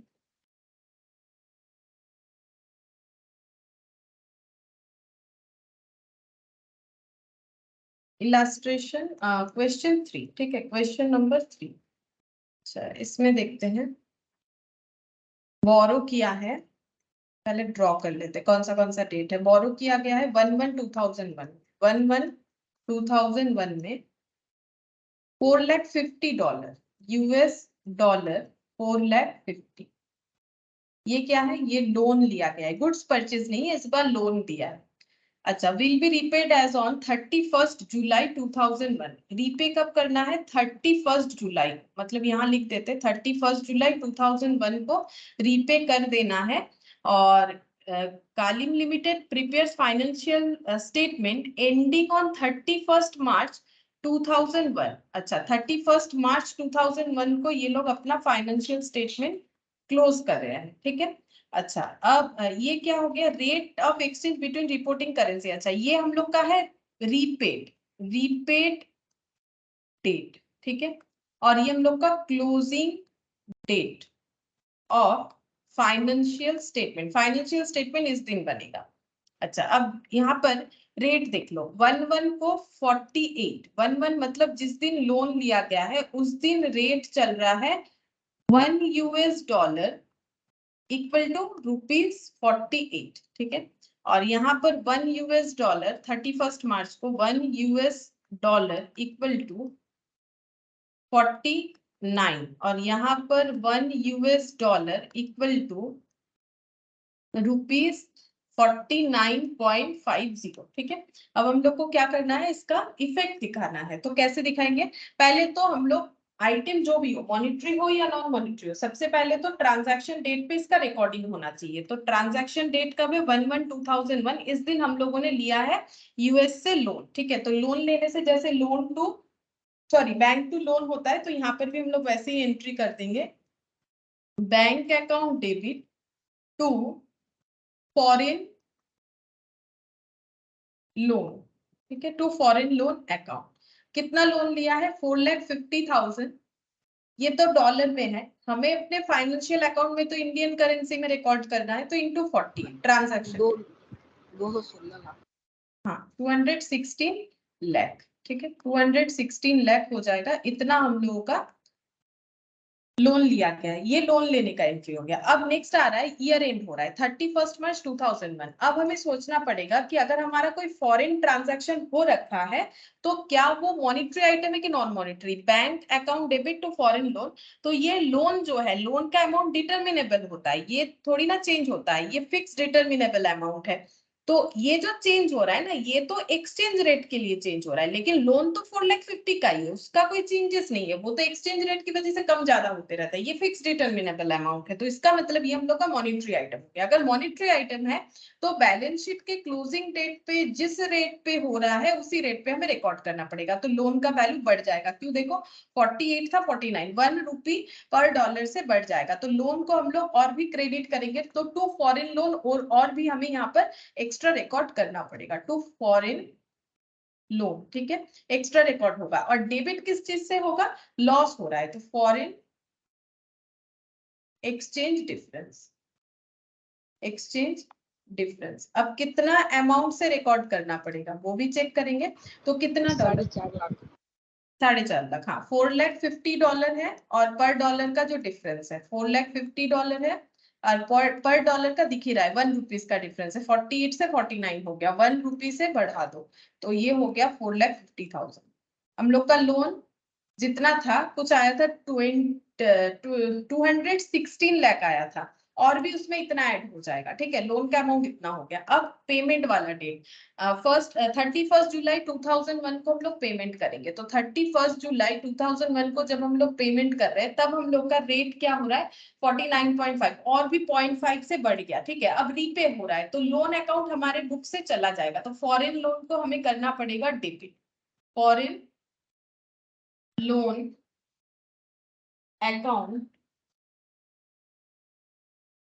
debit, कितने से, 4,50,000 plus 216 lakh, ये 216 lakh plus 4,50,000, तो ये हो गया 220, और मतलब 22050 और ऐसे, ठीक है, मतलब 2,20,50,000। अभी हमारा लोन का वैल्यू इतना बढ़ गया, ठीक है, क्योंकि रेट जो है वो बढ़ रहा है। अच्छा, अब यहाँ पर हम लोग क्या करेंगे, यहाँ पर हम लोग, अच्छा 31 मार्च को मुझे और एक एंट्री भी करना चाहिए था, उसके बाद ही 31 जुलाई का एंट्री हुआ। 31 मार्च 2001 को और एक एंट्री होगा यहाँ पर क्लोजिंग डेट पे। ये जो डिफरेंस है ये पीएल में ट्रांसफर करना पड़ेगा, यहाँ पर दिखा देते हैं, profit and loss account debit, ये वाला 4,50,000 टू फॉरेन एक्सचेंज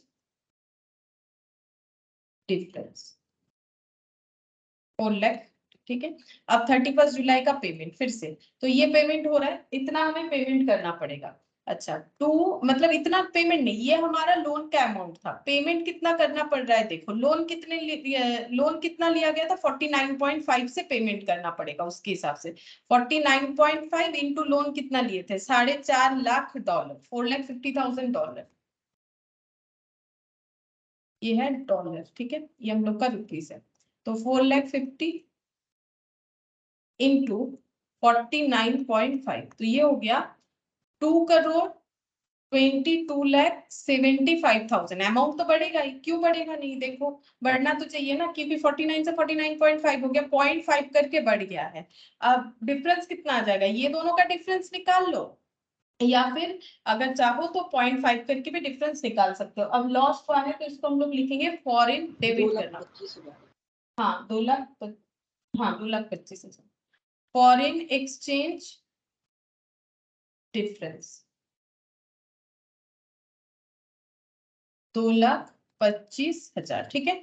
ये दोनों का डिफरेंस निकालोगे तो भी मिलेगा, और अगर ऐसे कर लेते हो तो भी सही है। ये देखो 0.50 डिफरेंस जो है यहाँ से यहाँ का, और उसमें 4.5 लाख, जैसा करना चाहो, $4,50,000, ठीक है, जैसे लिखना चाहो। अब ये एक्सचेंज डिफरेंस को हमें ट्रांसफर करना पड़ेगा पीएल में।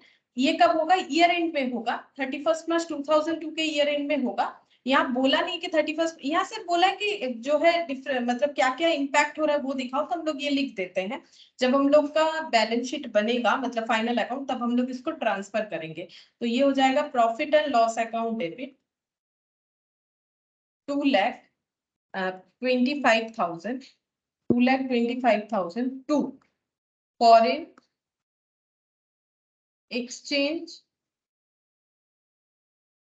difference, 2,25,000, ठीक है, ये बन गया। अच्छा,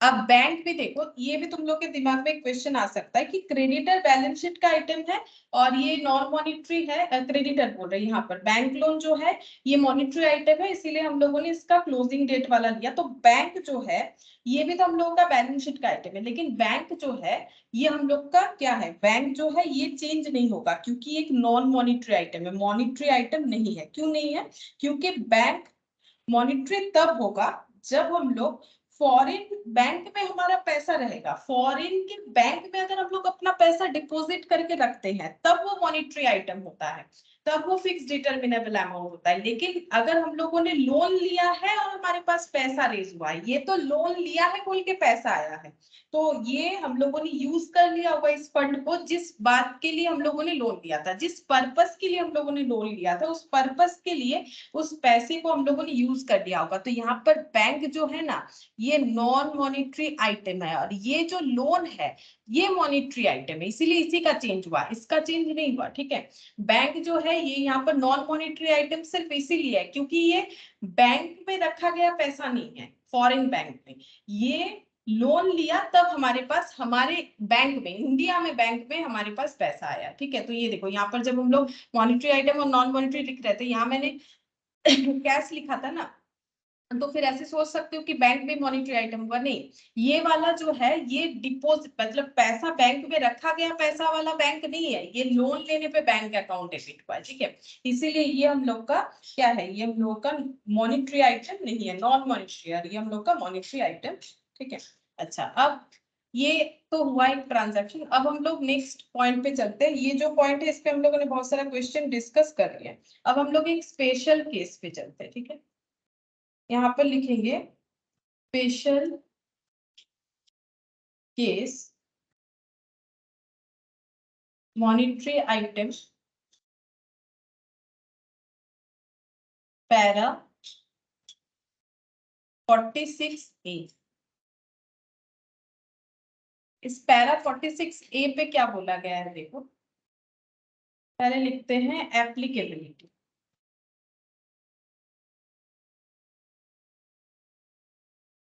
exchange difference, exchange difference arising और reporting long term foreign currency,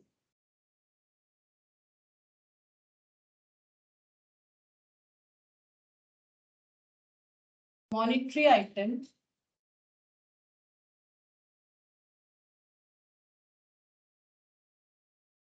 LTFC LTFCMI, मतलब यही वाला long term foreign currency monetary item, LTFCMI।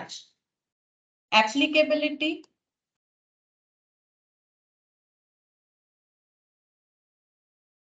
नहीं application, application of this para is optional, but once exercised, it is irrecoverable,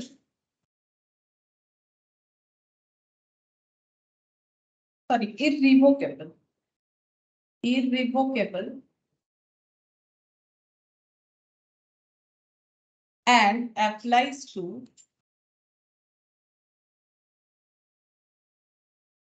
all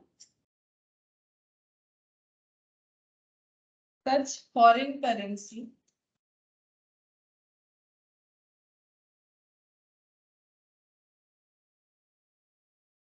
monetary items.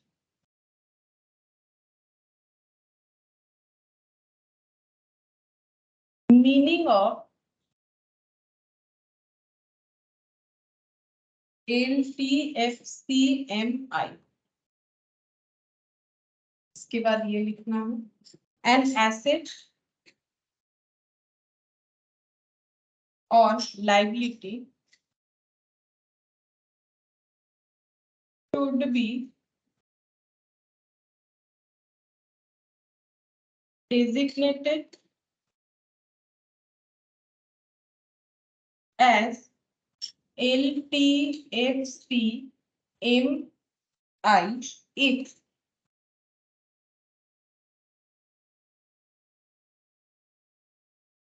asset or liability is expressed in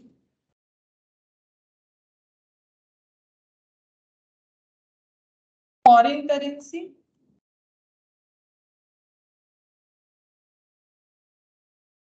and second has a term of 12 months or more at the date of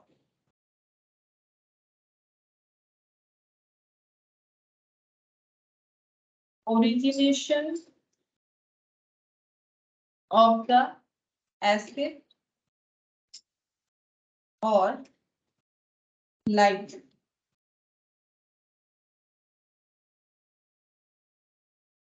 next यहाँ पर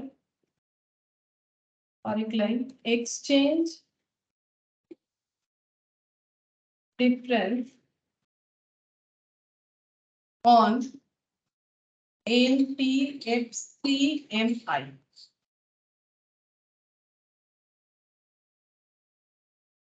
related to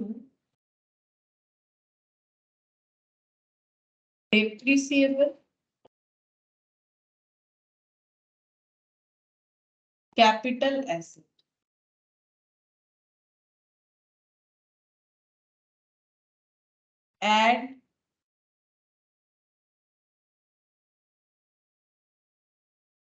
add to or deduct from cost of asset and depreciate over the balance life of the asset.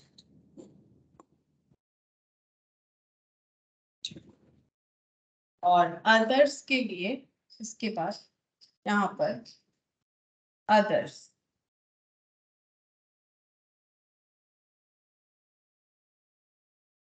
accumulate in FCMI TDA and amortize over the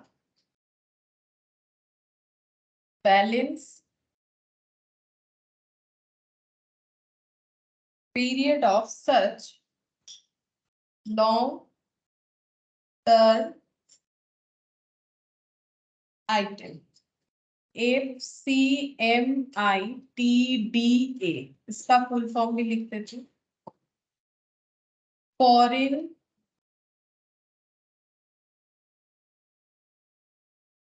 currency monetary item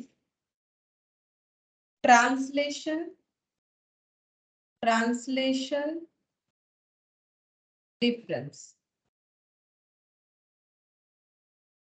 account.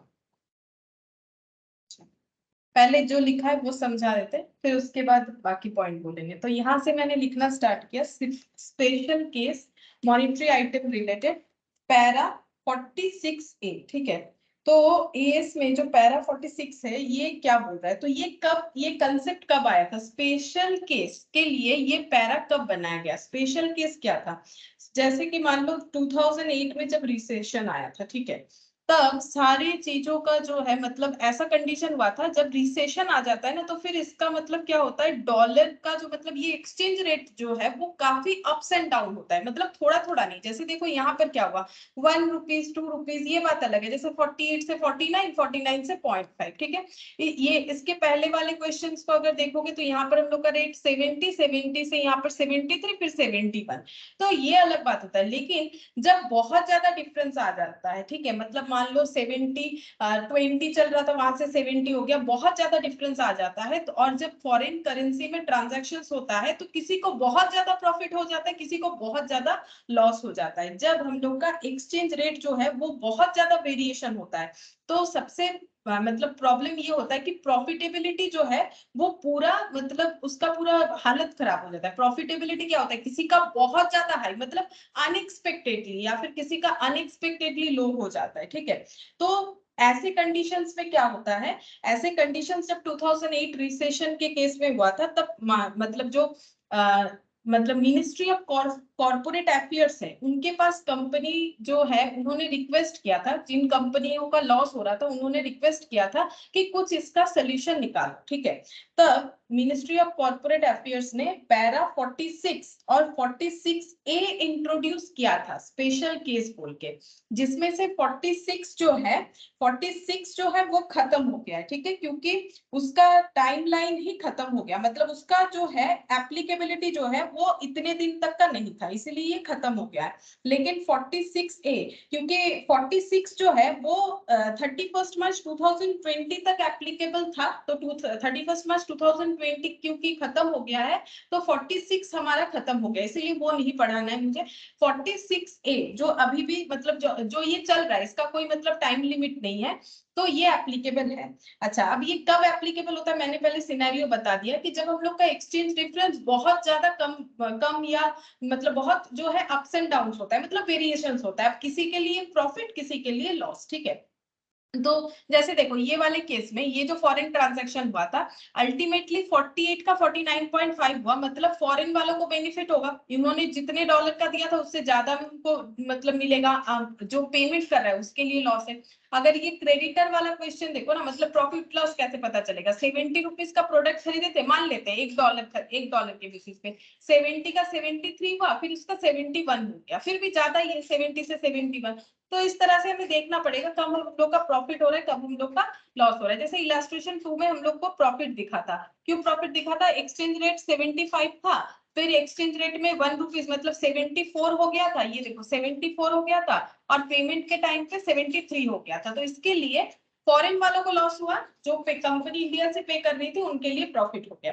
लेकिन ये तो 1 rupees ये ठीक है, लेकिन जब बहुत ज्यादा होता है तब क्या होगा, तब तो प्रॉफिटेबिलिटी स्टेटमेंट का बहुत ही हालत खराब हो जाएगा, तब तो बहुत ज्यादा अप्स एंड डाउन्स दिखेगा। इस केस में 46 पैरा 46A को इंट्रोड्यूस किया गया। तो यहाँ पर क्या बोला गया है, एक्सचेंज डिफरेंस अराइजिंग और reporting long term foreign currency monetary item, ये बताएंगे लॉन्ग टर्म वाला भी क्या होता है। तो पहले रुको, इसका हम एक छोटा सा चार्ट बना लेते हैं, ठीक है, उसके बाद हम लोग इसको लाइन बाय लाइन पढ़ लेंगे। तो पहले इसको थोड़ा समरी करके पूरे चीज को हम एक बार बता देते हैं। तो यहाँ पर लिखते हैं, देखो पैरा, ये पूरे चीज को ही हम जो है समरी कर लेंगे। पैरा 46A, ये क्या है, पहला बात है ये एक स्पेशल केस है, ठीक है। स्पेशल केस जब होगा तभी हम लोग इसे अप्लाई करेंगे। तो ये किसके लिए एप्लीकेबल होगा, कंपनी ओनली, ठीक है। जो नॉन कंपनी है उनके लिए ये एप्लीकेबल नहीं होगा, और कंपनी के लिए भी ये ऑप्शनल है, मतलब दूसरे तरीके तो है ही, लेकिन अगर चाहो तो ये अप्लाई कर सकते हो। और ये तभी एप्लीकेबल होगा जब long term foreign currency monetary item में डील हो रहा है, मॉनिटरी आइटम। अब लॉन्ग टर्म का मतलब greater than equal to 12 months, ठीक है। तब हम लोग का जो एक्सचेंज डिफरेंस आएगा, ठीक है, अभी तक तो हम लोग वही देख रहे थे ना कि फॉरेन करेंसी में अगर हम लोगों ने कोई ट्रांजैक्शंस किया है तो वो मॉनिटरी आइटम है कि नॉन मॉनिटरी, तो उसको क्लोजिंग डेट पे कैसे रिकॉर्ड करेंगे, तो एक्सचेंज डिफरेंस की वजह से हमारा वेरी कर रहा था।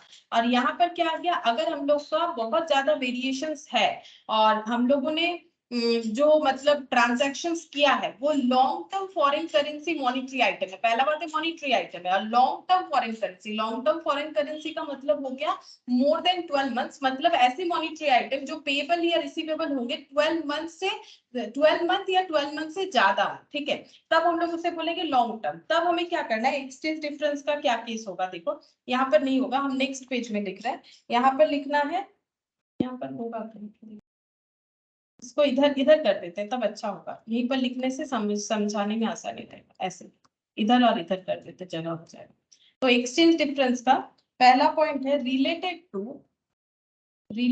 टू डिप्रिशिएबल एसेट, और ये हो जाएगा अदर्स, ठीक है। अच्छा, डिप्रिशिएबल कैपिटल एसेट ऐसे कर देते, डिप्रिशिएबल कैपिटल एसेट। तब हमें क्या करना है, adjust cost of asset, cost of asset को प्लस या माइनस कर दो, बताएंगे क्या है। और अदर्स के केस में accumulate in FCMITDA and amortize over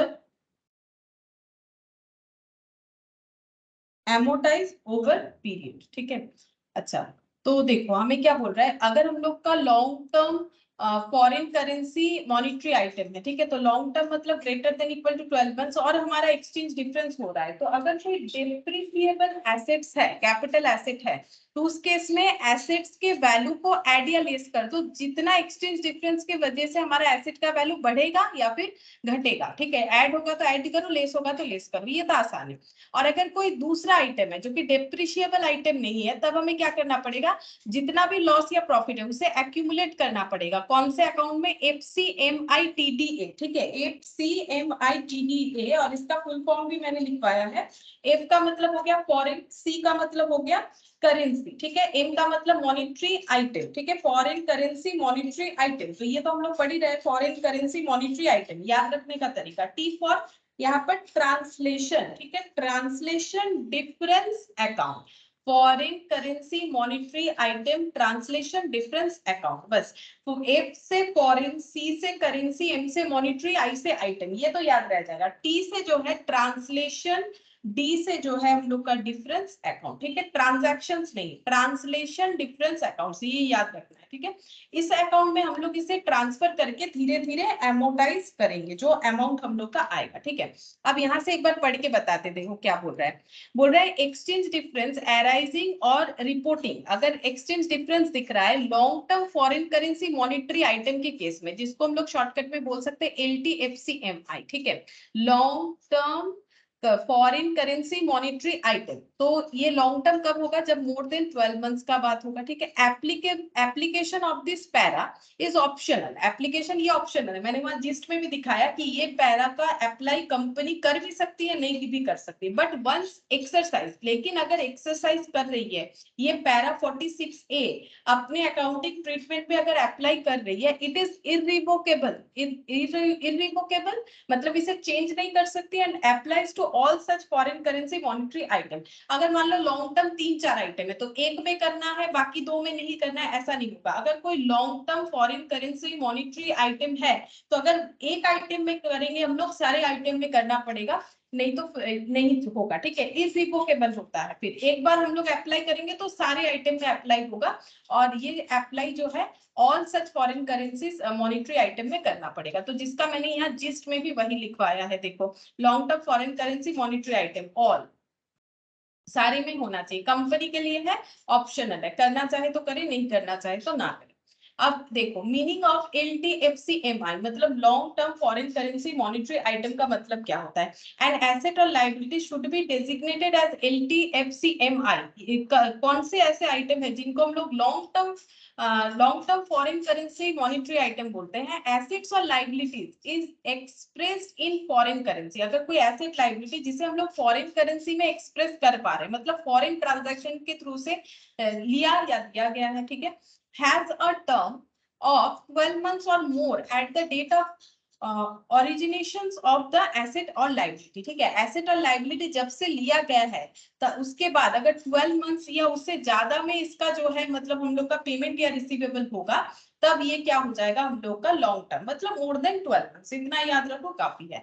फिर बोल रहा है एक्सचेंज डिफरेंस अगर क्रिएट होता है इस तरह के आइटम में जो long term foreign currency monetary item है, तब क्या करना पड़ेगा, अगर डेप्रिशिएबल कैपिटल एसेट के लिए है तो ऐड या लेस करना पड़ेगा उस कॉस्ट ऑफ एसेट से, एसेट के कॉस्ट में ऐड या लेस करना पड़ेगा। और अगर दूसरा कोई आइटम है, ठीक है, और उसके बाद क्या करना पड़ेगा, ये डेप्रिशिएट होता जाएगा लाइफ ऑफ द एसेट के लिए। मतलब देखो यहाँ पर लॉजिक क्या लगा, लॉजिक ये लगा कि हम लोगों ने कोई एसेट खरीदा था जो कि डेप्रिशिएबल एसेट था, ठीक है, अब वो हम लोग का long term foreign currency monetary item था, ठीक है, फॉरेन से खरीदा था और लॉन्ग टर्म के लिए था। तो इस केस में बोल रहा है कि जितना भी फॉरेन एक्सचेंज डिफरेंस आए वो एसेट के कॉस्ट में ऐड या लेस कर दो, मतलब एसेट का वैल्यू बढ़ गया तो ऐड कर दो, घट गया तो लेस कर दो, और ये और अलग से कुछ नहीं करना है। क्यों नहीं करना है, क्योंकि जो भी लॉस हुआ मतलब ऐड या लेस होने की वजह से जो भी लॉस या गेन हुआ, अगर एसेट का वैल्यू बढ़ा या घटा, इससे जो भी लॉस या गेन हुआ वो तो डेप्रिसिएशन के रूप में पीएल में हर बार आता जाएगा, ठीक है, क्योंकि अगर हमारा अमाउंट बढ़ा तो बढ़े हुए अमाउंट पे डेप्रिसिएशन लगेगा, लेस हो गया तो घटे हुए अमाउंट पे डेप्रिसिएशन लगेगा, तो वो डेप्रिसिएशन के फॉर्म में पीएल में राइट ऑफ होता जाएगा, एमोटाइज्ड होता जाएगा। लेकिन अगर कोई नॉन मॉनिटरी कोई मतलब डेप्रिशिएबल एसेट नहीं है, ठीक है, नॉन डेप्रिशिएबल एसेट है जिसको हम लोग अदर्स बोल रहे हैं, उस केस में क्या होगा, हम जो भी एक्सचेंज डिफरेंस की वजह से प्रॉफिट या लॉस हो रहा है उसे एक्यूमुलेट करना पड़ेगा एक स्पेशल अकाउंट में जिसका नाम है foreign currency monetary item translation difference account, ठीक है, ये शायद मैंने एडी लिख दिया, ट्रांसलेशन डिफरेंस अकाउंट, DA होगा, ठीक है, DA होगा, ट्रांसलेशन डिफरेंस अकाउंट। तो इसमें हमें क्या करना है, एक्यूमुलेट करना है, धीरे धीरे उसे हमें राइट ऑफ करते जाना है, ठीक है। अब ये सारा चीज समझ में आ जाएगा एक क्वेश्चन के साथ, एक क्वेश्चन करते हैं, देखो और भी अच्छे से समझ में आ जाएगा जो भी अभी हम लोगों ने पढ़ा। तो यहाँ पर क्वेश्चन नंबर 4, ये वाला नहीं, 4, 5, 6, यहाँ पर लास्ट में एक क्वेश्चन, ये वाला क्वेश्चन नंबर 7, ठीक है, ये वाला देखो क्या बोल रहा है। देखो बोल रहा है explain briefly the accounting treatment needed in the following cases as per AS 11 as on 31st March 2001। बोल रहा है trade receivable include amount receivable from Umesh 5 lakh recorded at the prevailing exchange rate on the date of sale, transaction recorded at $1 equal to 58.50, ठीक है। अच्छा फिर बोल रहा है long term loan taken from, अच्छा पहले एक आइटम कर लेते हैं, बोल रहे हैं कि हमें बताना है कि इसका ट्रीटमेंट क्या होगा, अकॉर्डिंग टू AS11। तो सबसे पहले यहाँ पर बोल रहा है कि ट्रेड रिसीवेबल का मतलब डेटर का जो दिख रहा है बैलेंस शीट में उसमें इंक्लूड है अमाउंट जो उमेश बोल के किसी डेटर से मिलेगा, जो रिकॉर्डेड है at the prevailing exchange rate on the date of sales, जिस दिन सेल हुआ था उस दिन जो एक्सचेंज रेट था उस पर रिकॉर्डेड है। ट्रांजैक्शंस रिकॉर्डेड एट, ये जो ट्रांजैक्शन ये तो रुपीज में दिखा रहा है, लेकिन बोल रहे हैं ये सेल उमेश को जो किया गया था वो फॉरेन एक्सचेंज रेट के हिसाब से ही है, लेकिन जब हम लोगों ने सेल को रिकॉर्ड किया तो इंडियन करेंसी में ट्रांसफर करके किया, जैसे अभी तक हम लोग परचेज का दिखा रहे थे। और जब ये रिकॉर्ड हुआ था जिस डेट पे सेल जिस दिन हुआ था उस दिन जब ये रिकॉर्ड हुआ था उस दिन $1.5850 हो रहा था। मतलब एक्चुअली डॉलर का ट्रांजैक्शन का वैल्यू कितना है वो हमें देखना पड़ेगा पहले, तब ना हम लोग बता पाएंगे। तो सबसे पहले देखो अमाउंट जो है वो रुपीज में है हम लोग का 5 लाख, ठीक है। एक्सचेंज रेट जिस दिन हम लोगों ने ये 5 लाख का रिकॉर्डिंग किया रुपीज में, एक्सचेंज रेट था उस दिन $1 इक्वल टू 58.50, ठीक है। तो इसका मतलब जो ट्रांजैक्शंस के डेट पे जो अमाउंट था, मतलब ट्रांजैक्शन वैल्यू इन डॉलर में कितना होगा। तो जिस दिन रिकॉर्ड हुआ था उस दिन बोल रहा है $1.5850 था, तो 58.50 इक्वल टू $1 था, तो 1 इक्वल टू कितना हो जाएगा 1/58.5, ठीक है। तो 5 लाख रुपीस का मतलब कितना डॉलर का ट्रांजैक्शन हुआ था, तो 5 लाख डिवाइडेड बाई 58.5, तब तो पता चलेगा कि ट्रांजैक्शन वैल्यू डॉलर में क्या था। तो वही निकालेंगे यहाँ पर 5 लाख डिवाइडेड बाय 58.5, ठीक है। तो इससे हम लोग को पता चल जाएगा कि कितना था ट्रांजैक्शन वैल्यू डॉलर में, जो कि हमें अब तक क्वेश्चन में गिवन था, अभी क्वेश्चन को थोड़ा सा चेंज कर दिया। 5 लाख डिवाइडेड बाय, ये क्या होते जाता है, डिवाइडेड बाय 58.5, तो ये हो गया हम लोग का 8547.00, ठीक है, 008। तो ऐसे लिखते हैं 8547.00, 008 है तो 01 कर देते हैं, ठीक है, 0.01 ये डॉलर, ठीक है। ट्रांजैक्शंस वैल्यू इन डॉलर में यहाँ पर कैलकुलेट हो गया। अच्छा, अब हमें करना क्या है, अकाउंटिंग ट्रीटमेंट पूछा है ना, तो अब हम लोग क्या करेंगे, देखो यहाँ पर लिखेंगे अमाउंट इन रुपीज, ठीक है।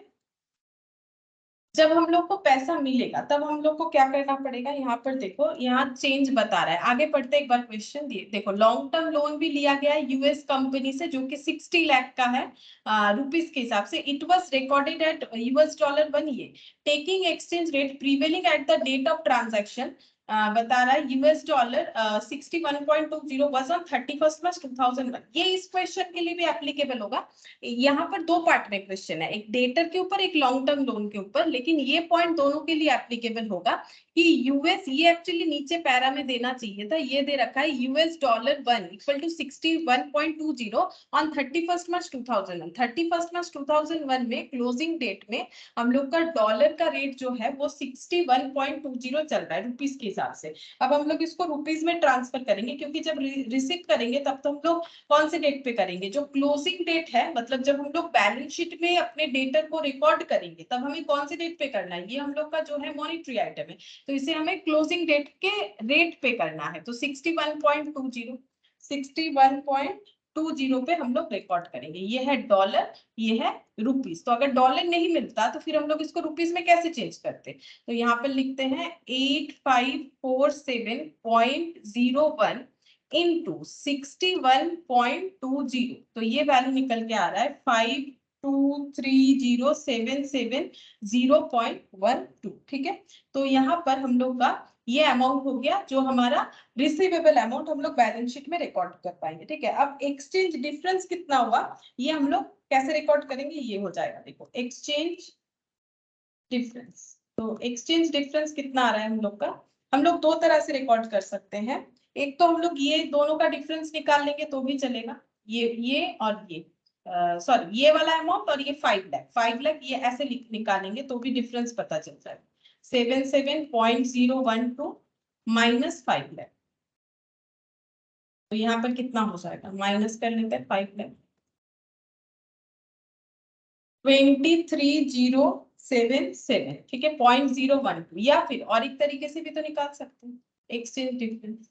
एक्सचेंज डिफरेंस तो कितना हो जाएगा, 61.20 लास्ट में हो गया, पहले था 58.50 इंटू डॉलर 8547.01, ठीक है। इससे भी हमारा इतना ही आना चाहिए, इतना ही आना चाहिए, ठीक है। बाकी पॉइंट की वजह से अप्रोक्सीमेशन हो सकता है। अब अगर इसका रिकॉर्डिंग करते हैं एंट्री से, तो ये कुछ ऐसे देखिएगा, डेटर को हमें बढ़ाना पड़ेगा क्योंकि रिसीवेबल हमारा बढ़ गया 5 लाख से 5230, मतलब debtor account debit 23,077 to exchange difference, to exchange difference, फिर क्या हो जाएगा, एक्सचेंज डिफरेंस टू पीरियड, ठीक है, एक्सचेंज डिफरेंस टू पीएल 23077, ठीक है 23077। अब एक चीज सोच ही सकते हो कि मैंने अभी जो कंसेप्ट पढ़ाया इसका तो कोई मैंने एप्लीकेबिलिटी नहीं दिखाया, मतलब FCMI ऐसा तो मैंने कुछ यूज नहीं किया। क्यों नहीं किया, क्योंकि वो लॉन्ग टर्म के केस में होता है, तो डेटर हम लोग का कभी लॉन्ग टर्म थोड़ी ना होगा। इसीलिए जब हम लोगों ने क्वेश्चन नंबर 1 किया था, देखो जब हम लोगों ने क्वेश्चन नंबर 1 किया था और 3 किया था, 2 और 3, देखो क्वेश्चन नंबर 1 तो छोटा सा एक क्वेश्चन था, क्वेश्चन नंबर 2 जब हम लोगों ने किया था उसका भी देख लो एक बार। ये कोई लॉन्ग टर्म मॉनिटरी आइटम नहीं था, कैसे, क्योंकि पहला बात है ये परचेज था, और परचेज या क्रेडिटर ये सब हम लोग का शॉर्ट टर्म होता है, ये लॉन्ग टर्म नहीं होता है। ये देखो यहाँ पर क्या दिया है, ये जो था ये हम लोग का परचेज हुआ है 1 जनवरी, वैसे भी काउंट करके देख लो, पेमेंट हुआ है 7 जुलाई को, तो जैन फेब मार्च अप्रैल मई जून जुलाई, तो ये 7 मंथ्स का बात हो गया, ठीक है, मतलब जैन से जुलाई 7 मंथ्स और 6 डेज हो रहा है, तो ये 12 मंथ से कम है, तो ये लॉन्ग टर्म आइटम नहीं हुआ। और लोन वाला देखो ये हो सकता था, बट ये भी देखो पेमेंट और रिसीव वाला डेट देखोगे तो पता चलेगा, जैसे इन्होंने लोन लिया था, यहाँ पर देखते हैं मैंने ड्रॉ करके किया, यहाँ से इजीली समझ में आ जाएगा, लोन यहाँ लिया था, रीपे यहाँ किया है, तो जैन से लेके जुलाई, तो जैन फेब मार्च अप्रैल मई जून जुलाई 7 मंथ्स का ट्रांजैक्शन था, ये कितने मंथ्स का था, 7 मंथ्स, तो यहाँ पर भी लॉन्ग टर्म वाला केस एप्लीकेबल नहीं हुआ, इसीलिए हम लोगों ने लॉन्ग टर्म वाला केस जो है अभी मैंने पढ़ाया, तो उस क्वेश्चंस पे तो वैसे भी एप्लीकेबल नहीं हो रहा है। अब ये वाला क्वेश्चन का पहला पार्ट जो डेटर वाला था, यहाँ पर भी लॉन्ग टर्म वाला केस एप्लीकेबल नहीं हुआ, लेकिन इसके बाद वाला केस देखो, इस पे शायद एप्लीकेबल हो, क्योंकि बता भी दिया है लॉन्ग टर्म लोन है, तो अगर बता दिया है लॉन्ग टर्म लोन है तो फिर हमारा लॉन्ग टर्म मॉनिटरी ट्रांजैक्शंस का जो एप्लीकेशन है यानी पैरा 46A वो हम लोग यहाँ पर एप्लीकेबल करेंगे, ठीक है। तो कैसे अप्लाई होगा पहले देख लेते हैं कि कितना लोन दिया गया है, 60 लाख रुपीस का, तो ये हमें रुपीस में बताया है, इसको हम लोग पहले डॉलर में ट्रांसफर कर लेंगे। और जिस दिन ये रिकॉर्ड हुआ था 60 लाख पे, उस दिन डॉलर का रेट इतना था, तो इससे हम लोग क्या करेंगे, इससे हम लोग डॉलर का अमाउंट निकाल लेंगे कि लोन इन डॉलर कितना हो रहा है, यहाँ पर निकालते हैं क्वेश्चन का पार्ट, सेकेंड पार्ट, ठीक है। तो loan amount of loan in rupees 60 lakh, ठीक है, लोन इन डॉलर, अगर यही लोन जो डॉलर में लिया गया था, डॉलर में ये कितना हो जाएगा, सेम उसी तरह से अप्लाई करेंगे कि जिस दिन रिकॉर्ड हुआ $1 इक्वल टू 55.6 था, मतलब यहाँ पर 55.60 रुपीज इक्वल टू $1 था जिस दिन रिकॉर्ड हुआ, 1 rupees equal to 1 divided by 55.60, तो 60 लाख इक्वल टू कितना हो जाएगा, 60 लाख, तो 60 लाख डिवाइडेड बाय 55.60 ये रुपीस, तो रुपीस रुपीस कैंसिल आउट होकर डॉलर में आंसर आ जाएगा, ठीक है। क्यों आ रहा है पता है, क्योंकि अगर ध्यान से देखो तो ये कैसे आया होगा, ये 60 लाख कैसे आया होगा, कुछ एक डॉलर का अमाउंट रहा होगा इनटू रुपीस जो कि है 55.60, और नीचे भी हम लोग डिवाइड करें 55.60 से, ये जब रिकॉर्ड हुआ होगा तो डॉलर इंटू रुपीस करके हुआ, तो ये रुपीस कैंसिल, हमें डॉलर का अमाउंट मिल जाएगा, इसीलिए आंसर हमारा डॉलर में आ रहा है, ठीक है। ऐसा नहीं कि रुपीस रुपीस कैंसिल हो गया तो फिर डॉलर में कहां से आंसर आ रहा है, क्योंकि ये रुपीस जो है ये 60 लाख ये डॉलर इंटू रुपीस मिलके रुपीस में ट्रांसफर किया गया है, तो 60 लाख डिवाइडेड बाई 55.6, तो ये आ रहा है 107913, 107913, 107913.669 है तो 67 कर देते, ठीक है। तो लोन इन डॉलर हमें मिल गया। अब हमें देखना पड़ेगा कि एक्सचेंज डिफरेंस कितना हो रहा है। 55.6 था, 61.2 हो गया है, ठीक है। तो एक्सचेंज डिफरेंस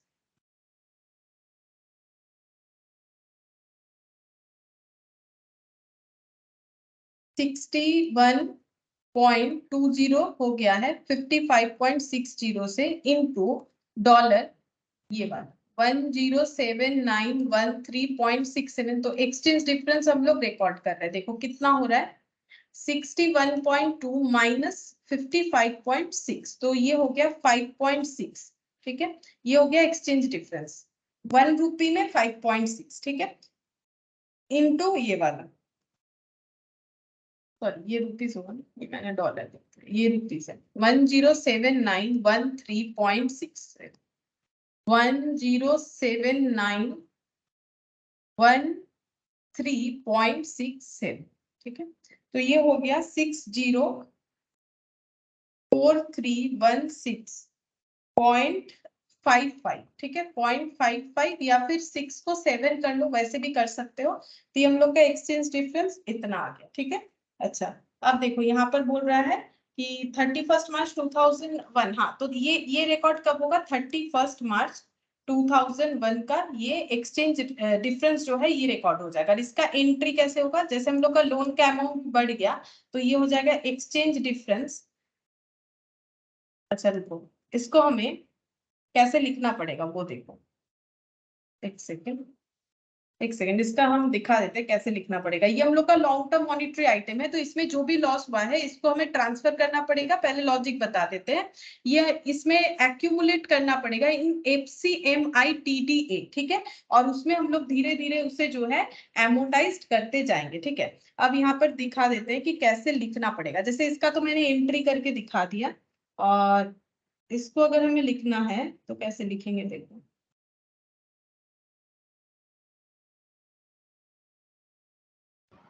मैम बोलो। मैम स्क्रीन शेयर नहीं है। स्क्रीन शेयर, अच्छा चला गया। अब देखो, yes ma'am.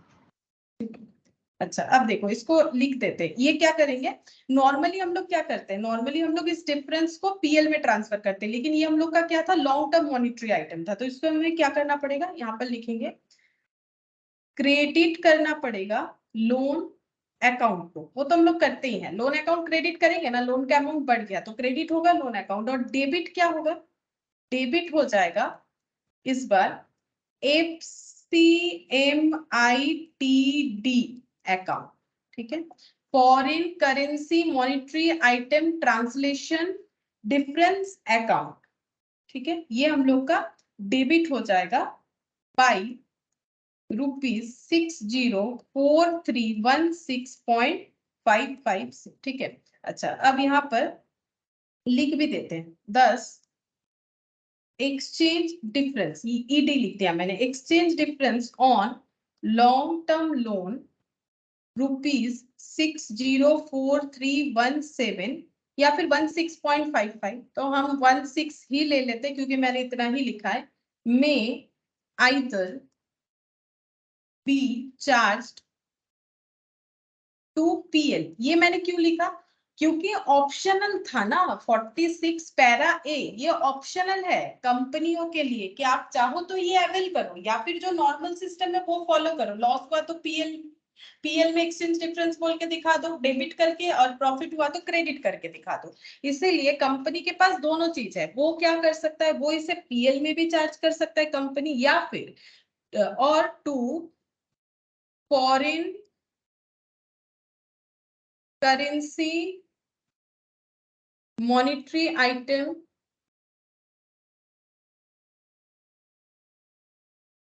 Translation difference account but exchange difference on debtor, जो पहला वाला आइटम था, ठीक है, मतलब पहला पॉइंट A जो था, डेटर का जो एक्सचेंज डिफरेंस था वो कभी भी FCMITD में नहीं जाएगा, ठीक है, वो हमेशा PL में ही जाएगा। डेटर अमाउंट ऑफ रुपीज 23,077, देख लेते हैं, यही था 23,077, हाँ यही वाला था, क्योंकि ये लॉन्ग टर्म नहीं है। Amount of 23,007 is required to be transferred to PL, ये लेकिन PL में ही जाएगा, इसका कोई दूसरा ऑप्शन नहीं है। लॉन्ग टर्म जब होता है तब दो ऑप्शन होता है, ठीक है, या तो PL में कर दो या फिर पैरा 46A अप्लाई करो, अगर नहीं करना है तो PL में कर दो। अब लॉन्ग टर्म है कि नहीं कैसे पता चलेगा, या तो क्वेश्चन हमें बता देगा लॉन्ग टर्म है, या तो हम लोग ट्रांजैक्शन डेट से पेमेंट या रिसीवेबल को काउंट करके देखेंगे क्या हमें 12 मंथ्स के बाद या 12 मंथ्स तक या 12 मंथ से ज्यादा में पेमेंट या रिसीव हुआ है, तब लॉन्ग टर्म होगा। अगर नहीं हुआ है तो शॉर्ट टर्म होगा। शॉर्ट टर्म होगा तो सिंपल केस है, PL में हमें चार्ज कर देना है। अकॉर्ड डिपेंड करेगा कि प्रॉफिट हुआ है कि लॉस हुआ है, प्रॉफिट हुआ है तो क्रेडिट कर दो, लॉस हुआ है तो डेबिट कर दो। और अगर हम लोग का जो लॉन्ग टर्म है उसमें हमें दो ऑप्शंस मिलेंगे, हम लोग PL वाला ऑप्शंस भी अवेल कर सकते हैं या फिर पैरा 46A जिसमें हम लोग इसको ट्रांसफर करेंगे FCMITD में, ठीक है, FCMITD। तो ये पूरा क्वेश्चंस का आंसर इस तरह से लिख के आना है, अगर पूरा लिख के आओगे तभी नंबर मिलेगा, नहीं तो नहीं, ठीक है, ऐसा नहीं है कि कोई भी एक आंसर लिख के आ गए हम लोग। अच्छा, अब इसको हम लोग ऐसे करके दिखाते हैं, एक समरी बना देते हैं ट्रांसफर का, यहाँ पर लिख देते हैं। अगर लॉन्ग टर्म लोन है तो कंपनी के पास बेसिकली, अगर कोई लॉन्ग टर्म लोन है तो क्या हो जाएगा, पहले हमें चेक करना पड़ेगा ये कंपनी है कि नॉन कंपनी। ये जस्ट एक एग्जांपल बता रहे, जैसे कि कोई लॉन्ग टर्म लोन है, फॉरेन करेंसी एक्सचेंज में किया गया है, तो अगर कंपनी है और नॉन कंपनी है तो क्या होगा, नॉन कंपनी अगर है तो ये हो जाएगा to be debited to PL। मतलब इसमें और भी थोड़ा सा लिखना पड़ेगा, जैसे यहाँ पर बोला है ना, long term loan taken from US company amounting to 60 lakh, तो ये लोन किसने लिया है वो भी तो हमें पता नहीं है ना, कंपनी है कि नॉन कंपनी। तो ये इसका मतलब एडिशनल आंसर हो रहा है, मतलब ये जो है ये आंसर तो हम लोग लिखेंगे, इसके साथ साथ इस चीज को भी एक्सप्लेन कर देंगे। हम यहाँ पर ऐसे करके दिखा रहे हैं, अगर तुम लोग इसको लिख के करना चाहो तो लिख के भी कर सकते हो। अब ये लोन वाला केस में इतना कुछ आ रहा है, डेटर वाले में तो नहीं आएगा ना, क्योंकि डेटर वाले में तो जो है ऑप्शनल वाला केस आ ही नहीं रहा है 46 पैरा 46 से, क्योंकि तभी आएगा जब वो लॉन्ग टर्म होगा। डेटर तो लॉन्ग टर्म था नहीं हमारा, तो नॉर्मली होता भी नहीं है, डेटर तो शॉर्ट टर्म ही होता है ना, तभी तो करेंट एसेट होता है। तो अगर लॉन्ग टर्म है तो देखो कंपनी के लिए था ना एप्लीकेबल 46A, ठीक है, इसीलिए इस क्वेश्चन के आंसर को और भी थोड़ा सा हम लोग लिखेंगे। जो लॉन्ग टर्म लोन का बात किया गया है, अगर ये लोन लेने वाला कोई कंपनी है तब उसके लिए क्या केस होगा, अगर नॉन कंपनी है तो क्या होगा, अगर नॉन कंपनी है तो पैरा 46A अप्लाई नहीं होगा। तो इस केस में जो लॉस हुआ है यहाँ पर, अगर प्रॉफिट होता तो हम लोग लिखते क्रेडिटेड टू PL, क्योंकि लॉस हुआ है तो लिखेंगे to be debited to PL। और अगर ये कंपनी होता तो इसके पास दो ऑप्शन होता, या तो वो अप्लाई कर ले, अप्लाई पैरा 46A, या फिर नॉट अप्लाई पैरा 46A। तुम लोग ऐसे करके भी चाहो तो लिख सकते हो। अगर कंपनी जो है, अगर ये कंपनी है, जैसे कि क्वेश्चन में मेंशन नहीं किया है, अगर ये कंपनी है और वो 46A अप्लाई कर रही है तो उसे क्या करना पड़ेगा,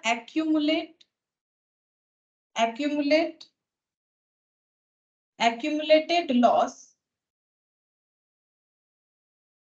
transfer to FCMITD account and amortized over period, ठीक है, और धीरे धीरे उसे amortized करना पड़ेगा ईयर बाय ईयर, ठीक है। और अगर ये अप्लाई नहीं करना चाह रही है पैरा 46A, तो सीधा सीधा PL में ट्रांसफर करेंगे, टू बी डेबिटेड टू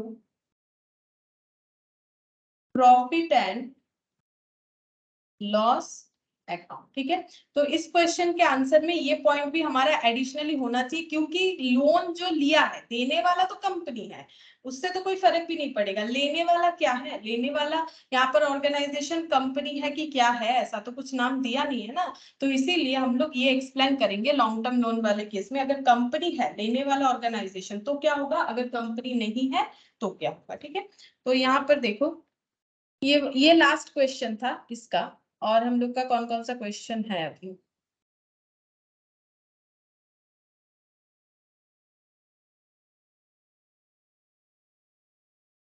तो इलस्ट्रेशन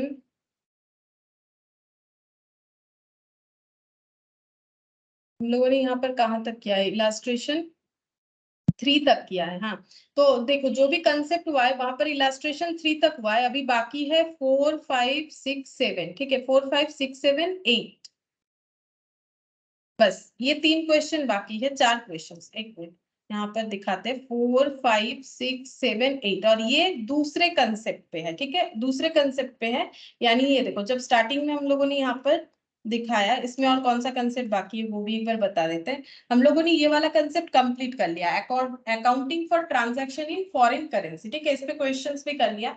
नेक्स्ट हम लोग को ये करना है, translating the financial statement of foreign operations. तो ये देखो जो ब्रांच वाला केस था ना, अगर कोई हमारा फॉरेन ब्रांच, जैसे कि देखो एक क्वेश्चन दिखाने से समझ जाओगे, जिनका ब्रांच हो गया है, अगर ब्रांच अकाउंटिंग कर लियो, नहीं की हो तो जब करोगे तब भी समझ में आएगा, अभी भी समझ में आएगा, लेकिन हम जस्ट एक बार दिखा रहे हैं कि कैसा क्वेश्चन रहता है। जैसे ये देखो क्या बोला है, ये ए बिजनेस, मतलब वो पॉइंट को एक्सप्लेन कर रहे हैं, a business having the head office in Kolkata, Kolkata में हेड ऑफिस है, ब्रांच है इसका यूके में। ठीक है, और कुछ ट्रांजैक्शन दिख रहा है, ट्रायल बैलेंस ऑफ ब्रांच का, ये देखो, इसीलिए यहाँ पर यूके का जो करेंसी है वो दिख रहा है, रुपीज नहीं दिख रहा है, तो यूके में जो ब्रांच है उसके हिसाब से यहाँ पर मशीन, ट्रायल बैलेंस जो बना हुआ है उसमें machine, debtor, opening stock, goods received from head office, sales, purchase, wages, salary, ये सारी चीज हमें दिखाए गए हैं। और जैसे ट्रायल बैलेंस के बाहर एडिशनल इंफॉर्मेशन रहता है, वैसे closing stock to branch, depreciation, prepare the trial balance. देखो क्या बोलेगा, हमें प्रिपेयर करने बोलेगा trial balance after been converted in Indian rupees, हमें इंडियन रुपीज में इसे कन्वर्ट करना है, मतलब ये सब तो इंडियन रुपीज में नहीं है, ये सारे वैल्यूज, इसे हमें इंडियन रुपीज में कन्वर्ट करके दिखाने हैं। और एक्सचेंज रेट हमें बता दिया है, जो कि यूके का पाउंड होता है, pound on different dates are, ये सब बता दिया एक्सचेंज रेट। ठीक है, ये सब यूज करके हमें ट्रांसफर करना पड़ेगा, और फिर से ट्रायल बैलेंस को हमें रीड्राफ्ट करना पड़ेगा, मतलब फिर से ट्रायल बैलेंस प्रिपेयर करके देना पड़ेगा। तो ये जो सेकंड पॉइंट था ना, ट्रांसलेटिंग द फाइनेंशियल स्टेटमेंट, हमें फाइनेंशियल स्टेटमेंट को ट्रांसलेट करना पड़ेगा जब फॉरेन ऑपरेशंस के थ्रू से हमारा फाइनेंशियल स्टेटमेंट बना हुआ है, तो उसके लिए हम लोगों को पॉइंट 2 पढ़ना पड़ेगा। तो पॉइंट 2 हम लोग पॉइंट बी जो है वो क्यों पढ़ेंगे वो मैंने बताया। ठीक है, तो ये हम लोग नेक्स्ट क्लास में करेंगे, आज इतना ही करते हैं, नेक्स्ट क्लास में बी और सी करने से ये कंप्लीट हो जाएगा, बस अब थोड़ा सा ही बाकी है, ज्यादा बाकी नहीं। ठीक है, फिर आज इतना ही करते हैं।